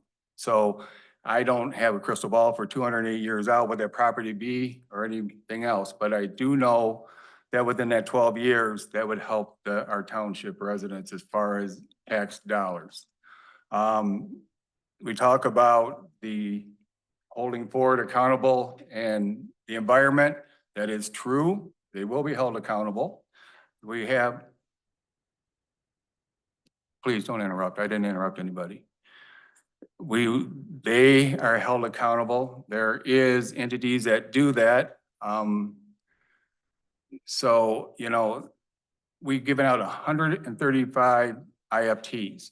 And just because one IFT might be $1 million, and we're talking $3 billion, it's what is being met with the criteria that we have set. And we talk about integrity and we talk about openness. I mean, the city has a standard. Why wouldn't we want to follow that standard, whether it's Ford or any other company wanting to do business in Marshall? We need the tax dollars. We need the jobs. And as someone even mentioned, they just don't want it. And that's fine. Just say that. But if they are coming and they are going to be part of our community, you know, that 20% increase, I believe, pretty close to that, or if not more, at the current rate, would help our schools, our libraries, our city, county, and as I stated, to the township as well, as far as funding. With that being said, yes. Eric, they're still subject to increases just like everyone else every year.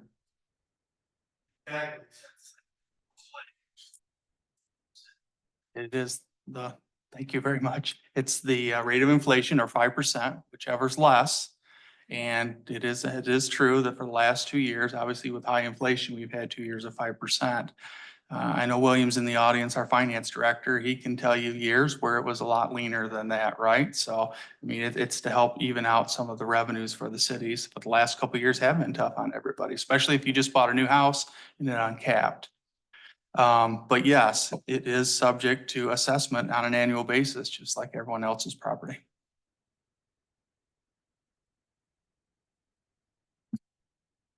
That being said,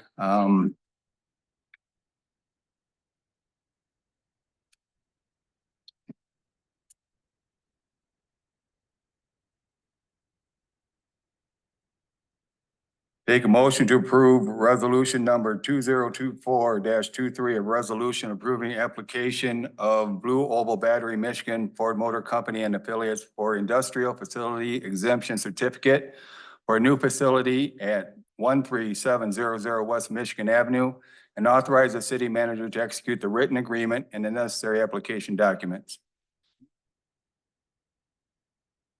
I'm sorry. So we have a motion by Councilmember Wolfersberger, supported by Councilmember Gates. Roll call, please. Gates, Yes. Member Traver, Yes. Yes. Member Wolfersberger, Yes. Mayor Schwartz, Yes. Member Cheney Huggett. No. The motion carries, Your Honor. Thank you. That brings us to item 12A. Sign ordinance amendments, introduction, and set a public hearing. City manager. Thank you, Your Honor, members of the city council. Over the last 3 planning commission meetings, commissioners have held discussions with staff and our consultant from Progressive Companies on desired changes to the sign ordinance. These discussion and Progressive's technical review have resulted in a proposed ordinance update, which is attached to this report. This proposed ordinance brings us up to date with all the recent changes from a legal perspective and changes that have been identified over the past few years. Attorney Revore did review the ordinance, provide comments, and the planning commission unanimously recommended adoption of the updated ordinance at its meeting on August 14th, 2024. And again, the requested action tonight is to introduce the ordinance and set a public hearing for September 16th, 2024. Thank you. That being said, you know, just updating our current sign ordinance, which hasn't been updated in quite some time. There's been a lot of changes in technology, and we want to keep up with that opportunity with our businesses and so forth. So There is a secondary factor of updating the signed ordinance to comply with Supreme Court decisions that have happened since the last sign update. So make sure we're in compliance with any of those. Absolutely. Just a question, I have not had a chance to read through it all yet. Is there anywhere in here that talks about signage being grandfathered in to what they have now if the ordinance doesn't allow it for the future? I'm not aware of any language that would allow them to be grandfathered. And again, we're not going to go out and actively enforce on specific signage. The goal would be to, work with the individual facilities. However, there are some situations where there's some of their, what should have been temporary signage even under the original ordinance has been left, I guess, to decay to the point where we need to address it. So. I saw something that I thought was very interesting. It said like no feather signs. Is that like, you can't put one out, like the farmer's market has one every two out every Saturday. Would that prohibit them from using the feather signs? I was kind of surprised with that. So there are exemptions for some public entities, and the farmer's market would fall under that exemption as a city-sponsored event. But there is some concerns about, having them near roads and things. And I believe, again, I don't know if that was brought up at all during those discussions, but I know there was a lot of detailed discussions. They had 3 meetings, they discussed the sign. Yeah, planning commission went into a lot of details on everything from yard signs to, they spent a lot of time talking about electronic signs, come to compromises on that. So. Yeah, electronic is totally different than a feather sign that's gonna be put out for the day and removed. That's completely different. An electronic sign is gonna be a lot more permanent than a feather sign. And I was just surprised about that. There is statute that prohibits feather signs and right of ways and things of that nature. But that doesn't preclude us in this introduction. I'll take a motion to introduce ordinance 2024-09, an ordinance to amend City of Marshall zoning code, repeal of chapter 5.0 site standards, section 5.1 signs, the addition of article 9 signs, to repeal any ordinance in conflict thereof, and to provide an effective date hereof, publish a summary in the local newspaper and set a public hearing for September 16th, 2024.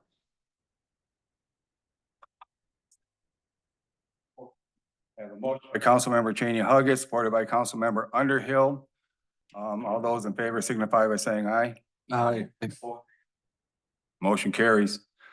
That brings us to item 12B, construction contract with Briarwood Development. Marguerite.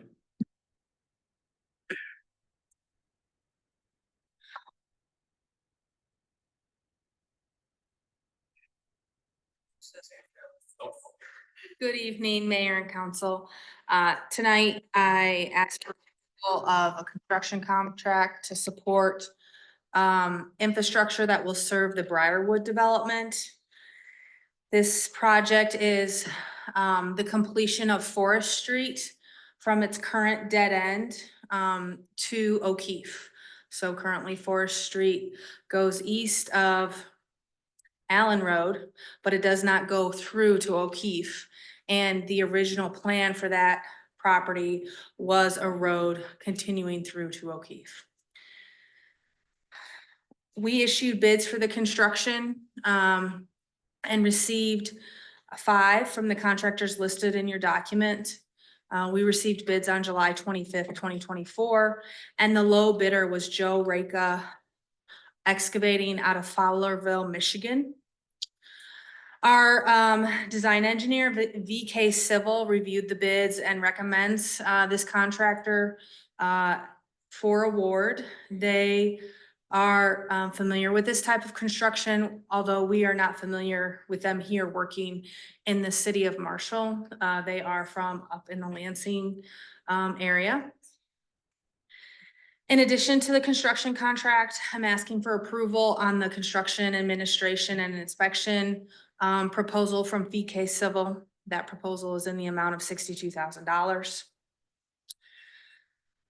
both of these these contracts would be funded by the Northeast NIA Fund and the capital outlay line of that fund. And we are supporting the money for this project through a bond sale, which you'll hear about here in a minute.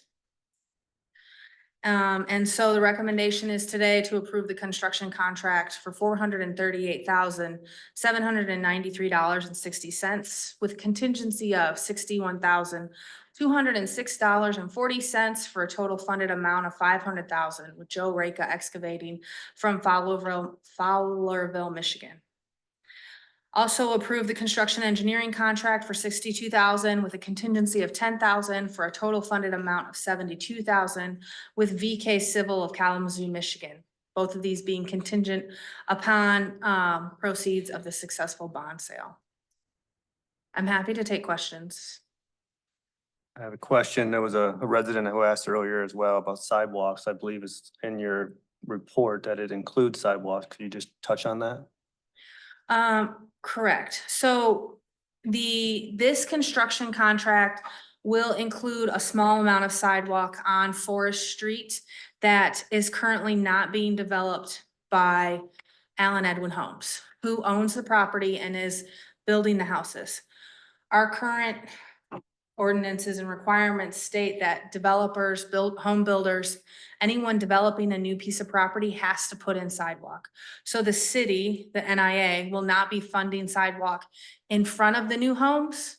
What we're doing is we're building sidewalk to connect the new homes to existing streets and get the sidewalk out like to the extents of the neighborhood so that if there's sidewalk already there, it can be connected, or in the future sidewalk would connect it. Creating continuity. Yes, Thank you. Will they be ADA at the crosswalks? absolutely. There is an overall goal of the NIA to actually increase sidewalks in that area, extend them like all the way over to Gordon School, make that whole area more walkable. Just one thing, Marguerite, if you would speak, one of the things you mentioned in the NIA meeting is Joe Reka construction. It's actually MDOT certified. And that's, I believe you said that was something we don't normally see in our road contractors here. It's not something that we require. It's a benefit in that they understand MDOT specification. They're certified to do MDOT work, so they would bid on MDOT work. Therefore, they understand requirements of building road, details of not only like the details of how the construction should work, but the processes of how MDOT expects work to be done. And there's quite a few nuances with that require them to be organized, have good paperwork, have good construction administration, good scheduling, a lot of good back office support at times, which is helpful to keeping the project moving on schedule, on budget, on time, coordinating. It's just a good feather in their cap to say that they can do those sorts of projects. Thank you. Any further discussion? Hearing none, I'll take a motion to approve the construction contract for $438,793.60 with a contingency of $61,206.40 for a total funded amount of $500,000 with Joe Reka Excavating from Fowlerville, Michigan, and approve the construction engineering contract for $62,000 with a contingency of $10,000 for a total funded amount of $72,000 with VK Civil of Kalamazoo, Michigan, contingent upon funding being available through proceeds of a successful bond sale. So moved. Support. I have a motion by Councilmember Wolfersberger, supported by Councilmember Traver. Roll call vote, please. Member Traver, Yes. Member Wolfersberger, Yes. Mayor Schwartz, Yes. Member Cheney Huggett, Yes. Member Gates. Yes. Motion carries, Your Honor. That brings us to item 12C, Northeast NIA bond resolution. Marguerite? Good evening. Subject to the report before, this report deals with the bond resolution that we would like to approve tonight to sell bonds in support of construction within the Northeast NIA. So last year in June, the Northeast NIA Authority approved development agreements for both Briarwood and Valley View with the developer Allen Edwin Homes. Part of that agreement is that the city will fund and contract for infrastructure to support that development. And it's a partnership with them to using local tax dollars within the NIA to offset costs of infrastructure to bring housing into the city. We issued notice of, council previously authorized notice of intent to sell bonds at the June 3rd meeting. We have now passed the referendum period and we would like to move forward with executing the sale of those bonds. In your report, there's a graphic that identifies generally what construction is going to be occurring with the use of these bonds. The first of which is the previous report we discussed, Briarwood. All the additional construction includes improvements to Man Road. And then the Valley View development is shown in that graphic in orange. You'll notice that one of the orange lines is darker than the other. Valley View is a two-phased project, and the negotiations with the developer are that the NIA is supporting infrastructure for phase 1, not phase 2. So I show phase 2 there in a lighter orange color so that you understand that's part of their plan, but not part of the bond funds that we are asking for today. The darker blue lines is called neighborhood sidewalk. To speak to that comment before, those are areas within the NIA that are currently developed. There's homes on all of those parcels and there's no sidewalk. So we're using NIA funds to install sidewalk and help build connectivity of the developments over to the east. To Scott's point earlier, improving walkability to Gordon School is the long-term goal. As I stated earlier, all the homes built along the orange line in that forested area will have sidewalk installed at the developer's cost because of our requirements for sidewalk installation today. We have included in the report the resolution authorizing issuance of 2024 capital improvement bonds. William can talk about those in more detail. Sure. Yeah. Yep, so as far as the Northeast, I'm sorry, yes. Trying not to make it mad. Yep, so the resolution authorizes the issuance of an open markets bond not to exceed 2.75 million. And that was prepared based on our specifications and provided by Benzinski and Company, who's our bond attorney or bond representation. The Northeast NIA Fund budgeted this debt service in the fiscal year 25 budget that you already saw and approved. If there is an amendment that needs to be brought, that'll be brought at a quarterly update.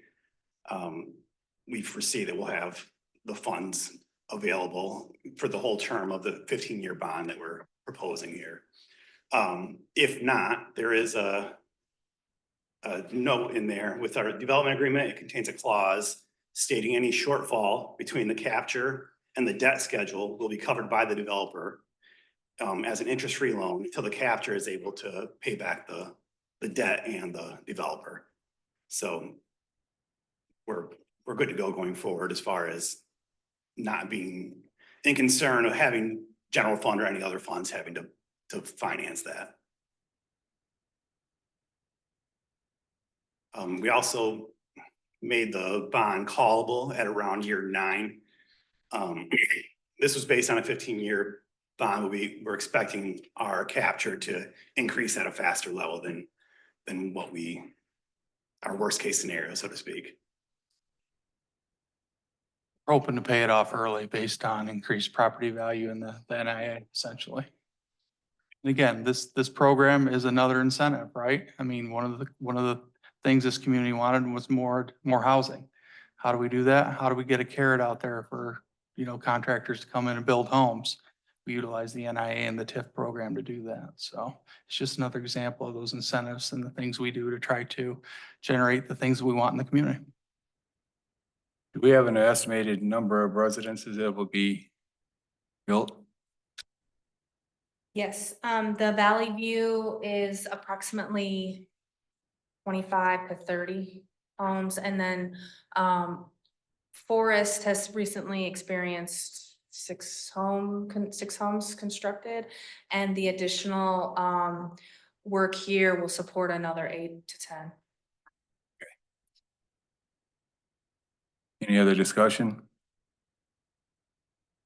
Hearing none, I'll take a motion to approve resolution number 2024-25, a resolution authorizing issuance and sale of 2024 capital improvement bonds, limited tax general obligation for Northeast Neighborhood Improvement Authority infrastructure to infrastructure improvements, and authorize the city manager and city clerk to sign the necessary documents. So moved. Support. Motion by Councilmember Cheney Huggett, supported by Councilmember Wolfersberger. Roll call vote, please. Member Underhill, Yes. member Wolfersberger, Yes. Schwartz, Yes.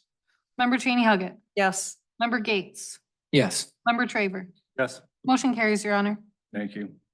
That brings us to item 14, public comment on non-agenda items. Persons addressing city council are required to give their name and address for the record when called upon by the mayor. Members of the public shall be limited to speaking for a maximum of 2 minutes. Comments shall address non-agenda item topics.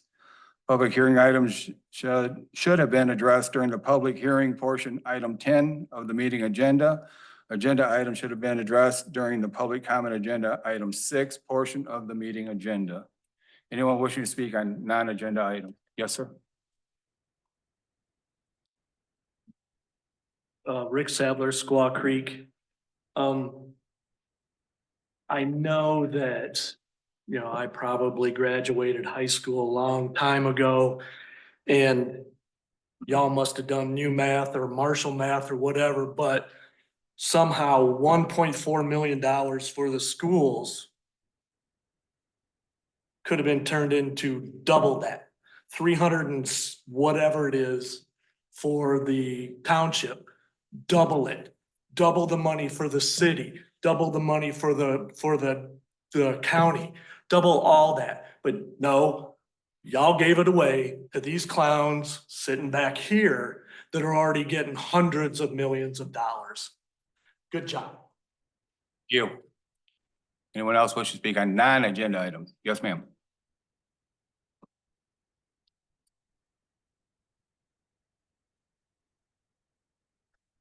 Diane Kowalski, Marshall Township. You probably all are well aware of the new configuration for Michigan Avenue by this point in time. That's been pretty controversial past several months.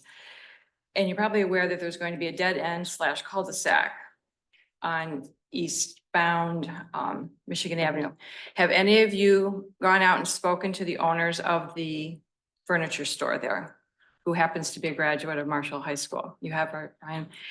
I have several times, and he's very upset about what is happening. When he found out about it, he reached out to Mr. Durian, who said he had reached out to the owners simultaneously when he heard about that, and they were trying to work something out for Longstreet Living. I spoke to the owner a couple weeks ago, and nothing really has happened that is going to improve his bottom line. 50% of his business comes from traffic that goes back and forth between Marshall and Battle Creek. That will end once Michigan Avenue is reconfigured. They've invested their life savings in that building, in that business. They drive their children to Michigan or to Marshall every day to go to school because they plan on moving here from Coldwater. He's not sure what he's going to be able to do because he is losing so much business at this point in time and expects that to continue when Michigan Avenue changes. Thank you. Yes, sir.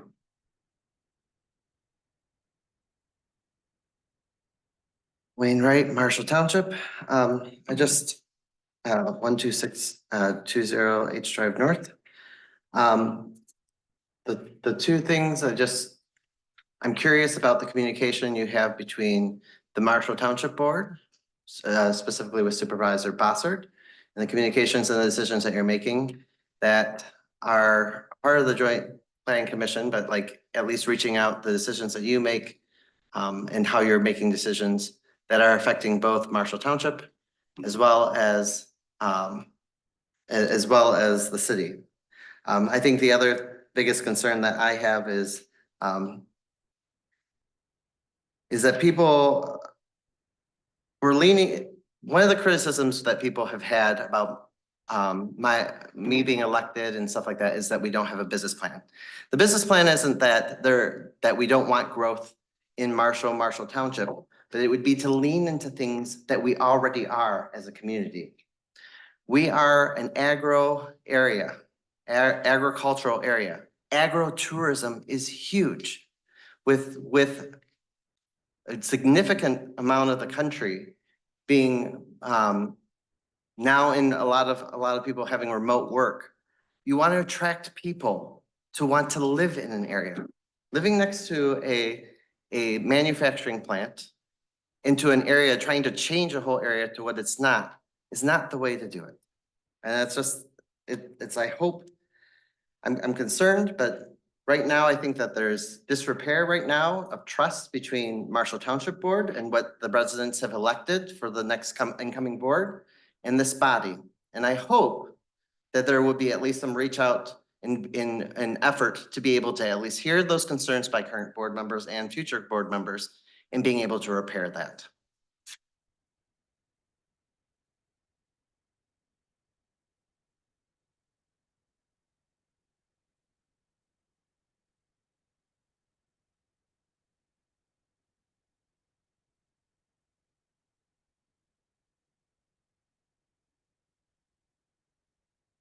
Molly Emerson Rich, 616 Union Street, Marshall. So since we've decided to take half of our gold coins instead of our whole bag of gold coins, and we're gonna have this influx of hundreds of thousands of dollars to the city, I'd like to propose or find out how to propose that instead of there being a pass that we have to pay for, I believe it's $40 annually to use the compost center, that's a gift now given to the city residents. In Lansing it is, that's part of our taxes. So, or their taxes, not my taxes anymore, I'm in Marshall, right? So that would be something that I'd like to see change for our city, because I know that I personally in my area with the park across the street, there's a lot of brush that falls and sometimes the city does take care of that, but I know that there's neighbors that can't take care of it. They don't burn it, they don't do whatever, and it just builds up and builds up and builds up. And that's not only an eyesore, but you know, it's just not good. So if they had a pass available to them, or if it had open hours where they could also take their brush and their yard waste, then they would be able to maintain the look and aesthetics that Marshall likes to, you know, our fancy that we like to say that we are. We like to keep that for all of our neighbors. And I know that that's just one small hurdle for some of my neighbors. So I don't know how we can do that, but I'd like to propose that somehow gets on the, you know, let our new taxes pay for that if we can. Thanks. Yes, ma'am. Julie Bryant, Squaw Creek. Did you see all the people that just left? Place was full. They just left because once again, the residents of Marshall and the township have not been heard. Once again, your board is rubber stamped an issue connected to Ford and their CCP counterpart, Cadle. I'm actually surprised that the Ford rep's still here. Stephanie Fries, the good neighbor lady, doesn't really realize, but should, that Ford has never met with the residents of Marshall and Marshall Township. They were too afraid after they met with the residents of Ceresco. We were told they were afraid that we'll never accept them and their CCP counterparts, that we'll continue to fight against this project and with the Congressional Committee from Washington for Forced Labor out of Washington, DC, will hopefully put an end to this project when CATL is added to the Uyghur forced labor list for their actual connection to a CCP paramilitary company that uses slave labor. They said that none of their equipment should be allowed. And none of the products that they are forcing people, women and children, for these batteries should be allowed into our country. And that's still happening. You may believe in Ford, but we don't. They have not been a good neighbor. We will continue to fight to have them removed from our lives, protect our environment, our water, and our air.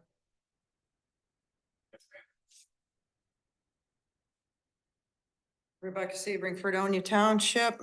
Just want to refresh your memory. China is undermining our energy security, as you mentioned there. What they're doing is they're investing heavily in their renewable energy sector. And so, believe it or not, they actually control 80% of solar panels, 80% of lithium batteries, which are used for electric vehicles here in the United States. And so what they're doing is basically handcuffing the United States to them, and which is why this project is called Chinese handcuffs, because the further that the Biden administration pushes this radical climate agenda, the more trapped we are with China, because they are the, basically controlling a monopoly of these inputs going into these renewable technologies. The Chinese Communist Party is making a huge push for renewable energy. Internally, the regime has actually been moving towards coal and nuclear power. Now, you'd think in China that if they have all the solar panels they could possibly need, that, they'd be 100% green energy by this point. Well, that's not really happening. It seems what's going on is there's a big green facade being put up. The domestic projects are looking more like showrooms meant to sell products to the rest of the world. They're hiding the actual data, not even just on the green energy production, but also on the GDP itself, and then combining these using double layers of, doctored numbers to present to the world a different image. And then quietly, the Chinese Communist Party is actually moving away from renewable energy. And interestingly, it seems that the Chinese Communist Party's real ambitions are nuclear energy. I want to explain to you, the Uyghurs are like the hippies in the US. The Uyghurs are the ones making the solar panels and the batteries, and your plant will be rushing 750,000 gallons of lithium infused water per day at Marshall. And lithium hits water, it goes on fire, and you have to put it out.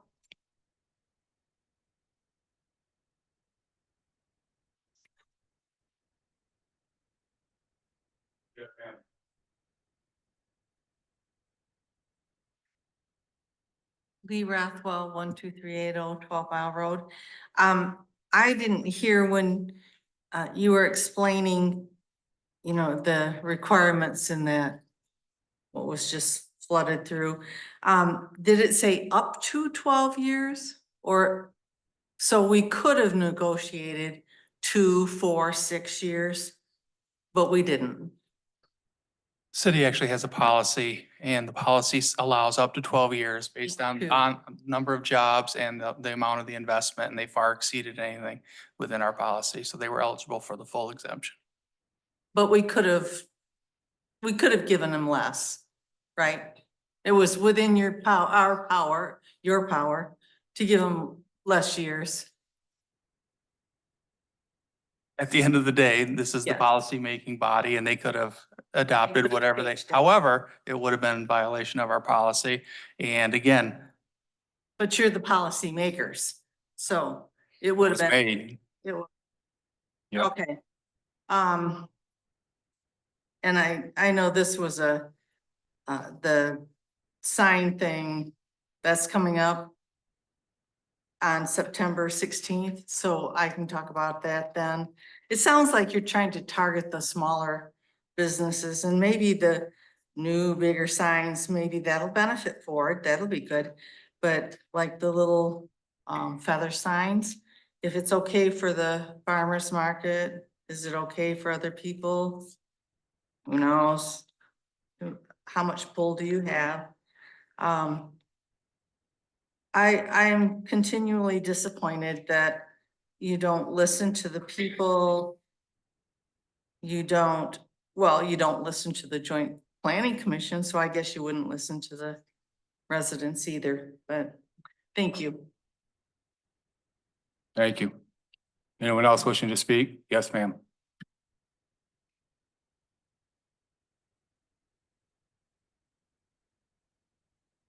Maggie Emerson Rich, 616 Union Street. To sort of piggyback on what Lee was saying, this was pretty disappointing. I see a little better, people are asking questions, but just knowing that the amount, the $1.2 million, there's not a link that tells me what that was for, that was disappointing. To see what just happened here was disappointing. To see outsiders coming in and having their voices be heard louder than my own, and I live in this damn town, that's disappointing. And when we get up here, we've got things that we're sitting in the seats and we're wanting to say, but we get up here and it's just so frustrating to be up here because there's so much we want to say and can't even find the words. 137 billion is what a company has made so far this year. And I don't need to say the name because everybody knows who I'm talking about. I don't even know what a billion is. I had to Google that. 1 million, no, excuse me, 1,000 million is a billion. So they've made 1,000 million billion times 137. That's freaking nuts.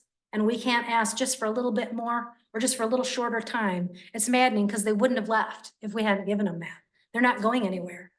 And, you know, we got people back here yelling about China. Nobody's mad at GM because they partnered with Korea. You know, I mean, Ford partnered with China. I'm sure they're locked in with that and they can't get away from it. But it's just, it's sad to see what's happening to the town. And it's really sad to see that we can't get a voice heard. Because again, they didn't meet with us. They met at Schuler's. We can't, I didn't go to Schuler's. You know, I don't even remember hearing about the event till the day of. It would be nice to have a town hall just helping us move into this. I mean, if it's being pushed on us, just help us get through it. You know, because we want to fight, but we know you guys make the decisions. I can't say anything about anything. You guys are the ones at the end of the day that make the decision. So what I'd like to see is you guys running town halls. I got 8 seconds. My wife said compost. I'd also like the trash opened up. I shouldn't pay the same as a 6-person family for 2 people that recycle. So help us out wherever you guys can. Thank you. Thank you. Yes, sir.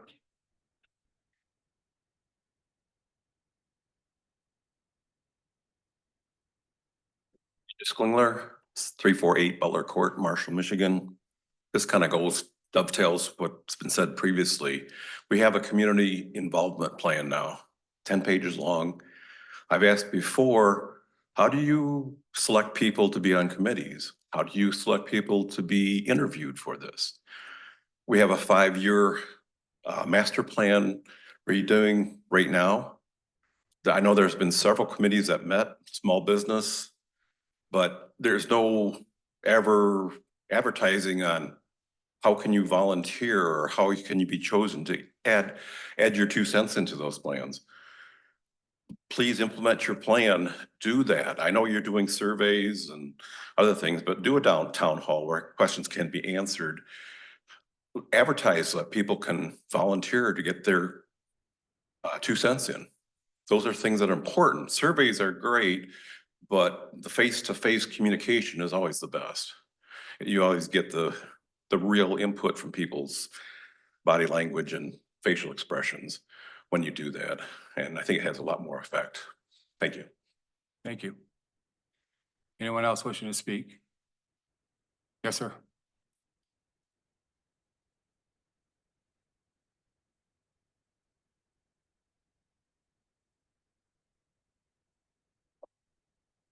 Barry Wynn Adams again, 622 West Green Street. As we've seen again, we have complete evidence that we have a local government that operates adversarially to the interests of the local residents.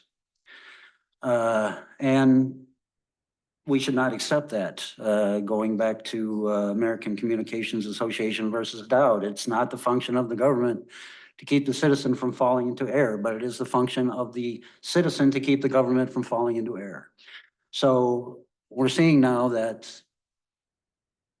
you people are oblivious to the real interests and intentions of the city voters. So we're gonna have to realize that we can't rely on you. You're not gonna listen to us. So that's one reason why, you know, I put my name in. I'm on the November 5th ballot for mayor. And I am proposing to Mr. Wolfersberger that we have an open public debate or a number of debates where we can discuss these issues in front of the city voters so they can get a real assessment of the real interests that are behind what is going on. Now, you know, I've already got an 810 vote handicap on my advantage. Everyone who signed that petition is going to vote for me. So things are really looking good. I mean, I'm getting all kinds of positive responses, and I'm getting some real interesting stories about the real character of the people who are in positions of power right now. This is one reason why people say government is a disease that masquerades as its own cure. We're going to stop that. We're actually going to bring healing to this town.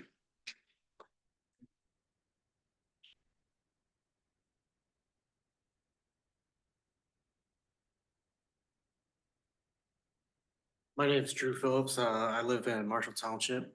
For what it's worth, this is my first time attending one of your guys' meetings.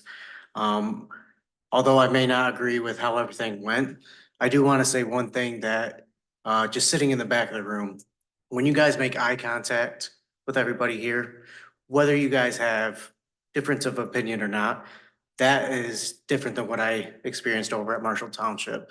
So regardless of however you guys vote, however everybody else feels, Wayne Wright is exactly right.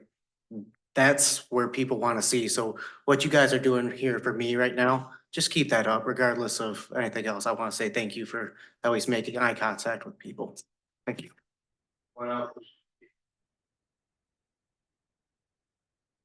Moving on. Communication, face. Well, been a lot of different views expressed here, and I do want to thank everybody for coming out and sharing. Whether or not we agree or are on the same page, I appreciate everybody taking the time to be engaged. I think with regard to the Ford issue, for me, the headline is an additional $6 million coming into our community. It's going to benefit the city. It's going to benefit roads, parks. It's going to benefit students in our schools. It's going to benefit the library. It's going to benefit our senior citizens and the senior millage. So I think we're actually in a very fortunate position, and I'm appreciative of what was accomplished. Thank you. Derek, I want to thank you publicly for your initiative so far on the Hughes issue with the school and having some traffic issues that we had addressed on Facebook last week. You've already reached out to me right away, and then also put into your weekly minute or your weekly newsletter too. So I appreciate your work so far on that. I'll just add that I know people wanted to see Ford give us more money and give everybody more money. And that's not the vote we made today, but Ford is already giving back to our community in many ways, and I don't expect that to end. If we were to put a bigger tax burden on them, maybe they would not be able to support these other organizations that are seeing the financial benefits of donations from Ford that aren't getting money from what we approved today. There's other organizations out there that need support too, and Ford has already been supporting some of those, and I suspect that they would do more of that. So just want to keep that in mind as well. That's all I have. Thank you. Thank you, Councilmember. I'm going to piggyback off Member Traver's comments and say that this is Marshall, this is our town. Ford is going to be a huge bonus, a huge addition to our community, but it's still our city. We're still responsible for the schools. We're still responsible for the streets. We're still responsible for our government. So the idea that Ford should be responsible and take care of everything, we can't do that. We don't, this city deserves better than that. Thank you. Councilmember Cheney Huggett. I attended the airport breakfast last Saturday. It was wonderful. It was cloudy, so there were no fly-ins, but it was well attended. The flight school was out there and they were interacting with the kids and the adults, and it was wonderful to see. Also, I want to talk about Sister City, although I see that Shirley has left, but Sister City is one of the great programs that enhance our local children's educational experience. And my younger daughter was able to attend, was selected to go on the program as a 7th grade student. And I am thankful that that program and other programs like that exist for our children. And I celebrate with them their 40-year anniversary. Thank you. City Manager. Just a couple items. One, I know this has been brought up several times by city council and some residents too, the tree stumps in the road right away. Director Davenport's been putting together a bid. We're gonna put that out to bid, and depending on what the pricing comes back, within the next month or so, we'll be bringing that forward to city council to try to get some funds set aside to do that. There was no allocation in the current fiscal year budget. But again, I think we haven't been able to do stumps in several years, and it's time that we start catching up on that. So look forward to that in the next 30, 60 days. And then this morning, we met with our contractor who's going to do the work on the Riverwalk, and they're excited to get going. So hopefully within the next couple of days, they'll be giving us a schedule on when they'll get started, and then we'll push that information out. But I know that's a long time coming too, and that's the section between South Marshall and Stewart's Landing, the worst section that's pretty much falling into the wetland. So those are my updates. Thank you. Clerk. Nothing from me today, Your Honor. Thank you. So we hear often that we don't listen, but just because we don't agree with what you're saying doesn't mean we don't listen. And a good example is when you are talking, no one interrupts you. When we're talking just now, all the chatter that goes on behind. So who's really not listening, right? And I just, to answer your question, Mr. Wright, no, I have not reached out to the township supervisor, nor has he reached out to me. So I'd be more than glad to do that. It'd be beneficial for both of us to do that. And then the agriculture and tourism, yeah, I don't disagree. There's still a lot of agriculture.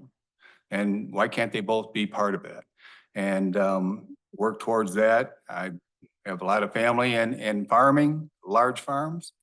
So I do understand both sides of this.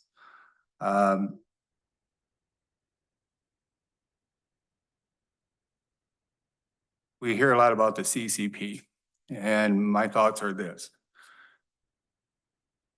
We say, Ford's partnering with the CCP and they're terrible and everything else. CCP is terrible. I'm not denying that. But if they are made here, they're gonna be made over there.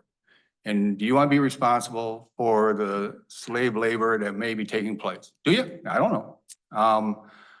But at least here, it is union jobs. That was brought up. It is a union shop. And those are good paying jobs that will be taking place. If you don't want the batteries, don't buy them. That's what your option is. And if you don't buy them, then there's no need to make them. So that's your choice, and no one's causing you to do anything. But when you hear comments, we don't want Ford no matter what, well, then you don't listen to us either. So, or don't listen to us. We do listen, is what my point is here. And I just want Ford to know, thank you very much. It is positive.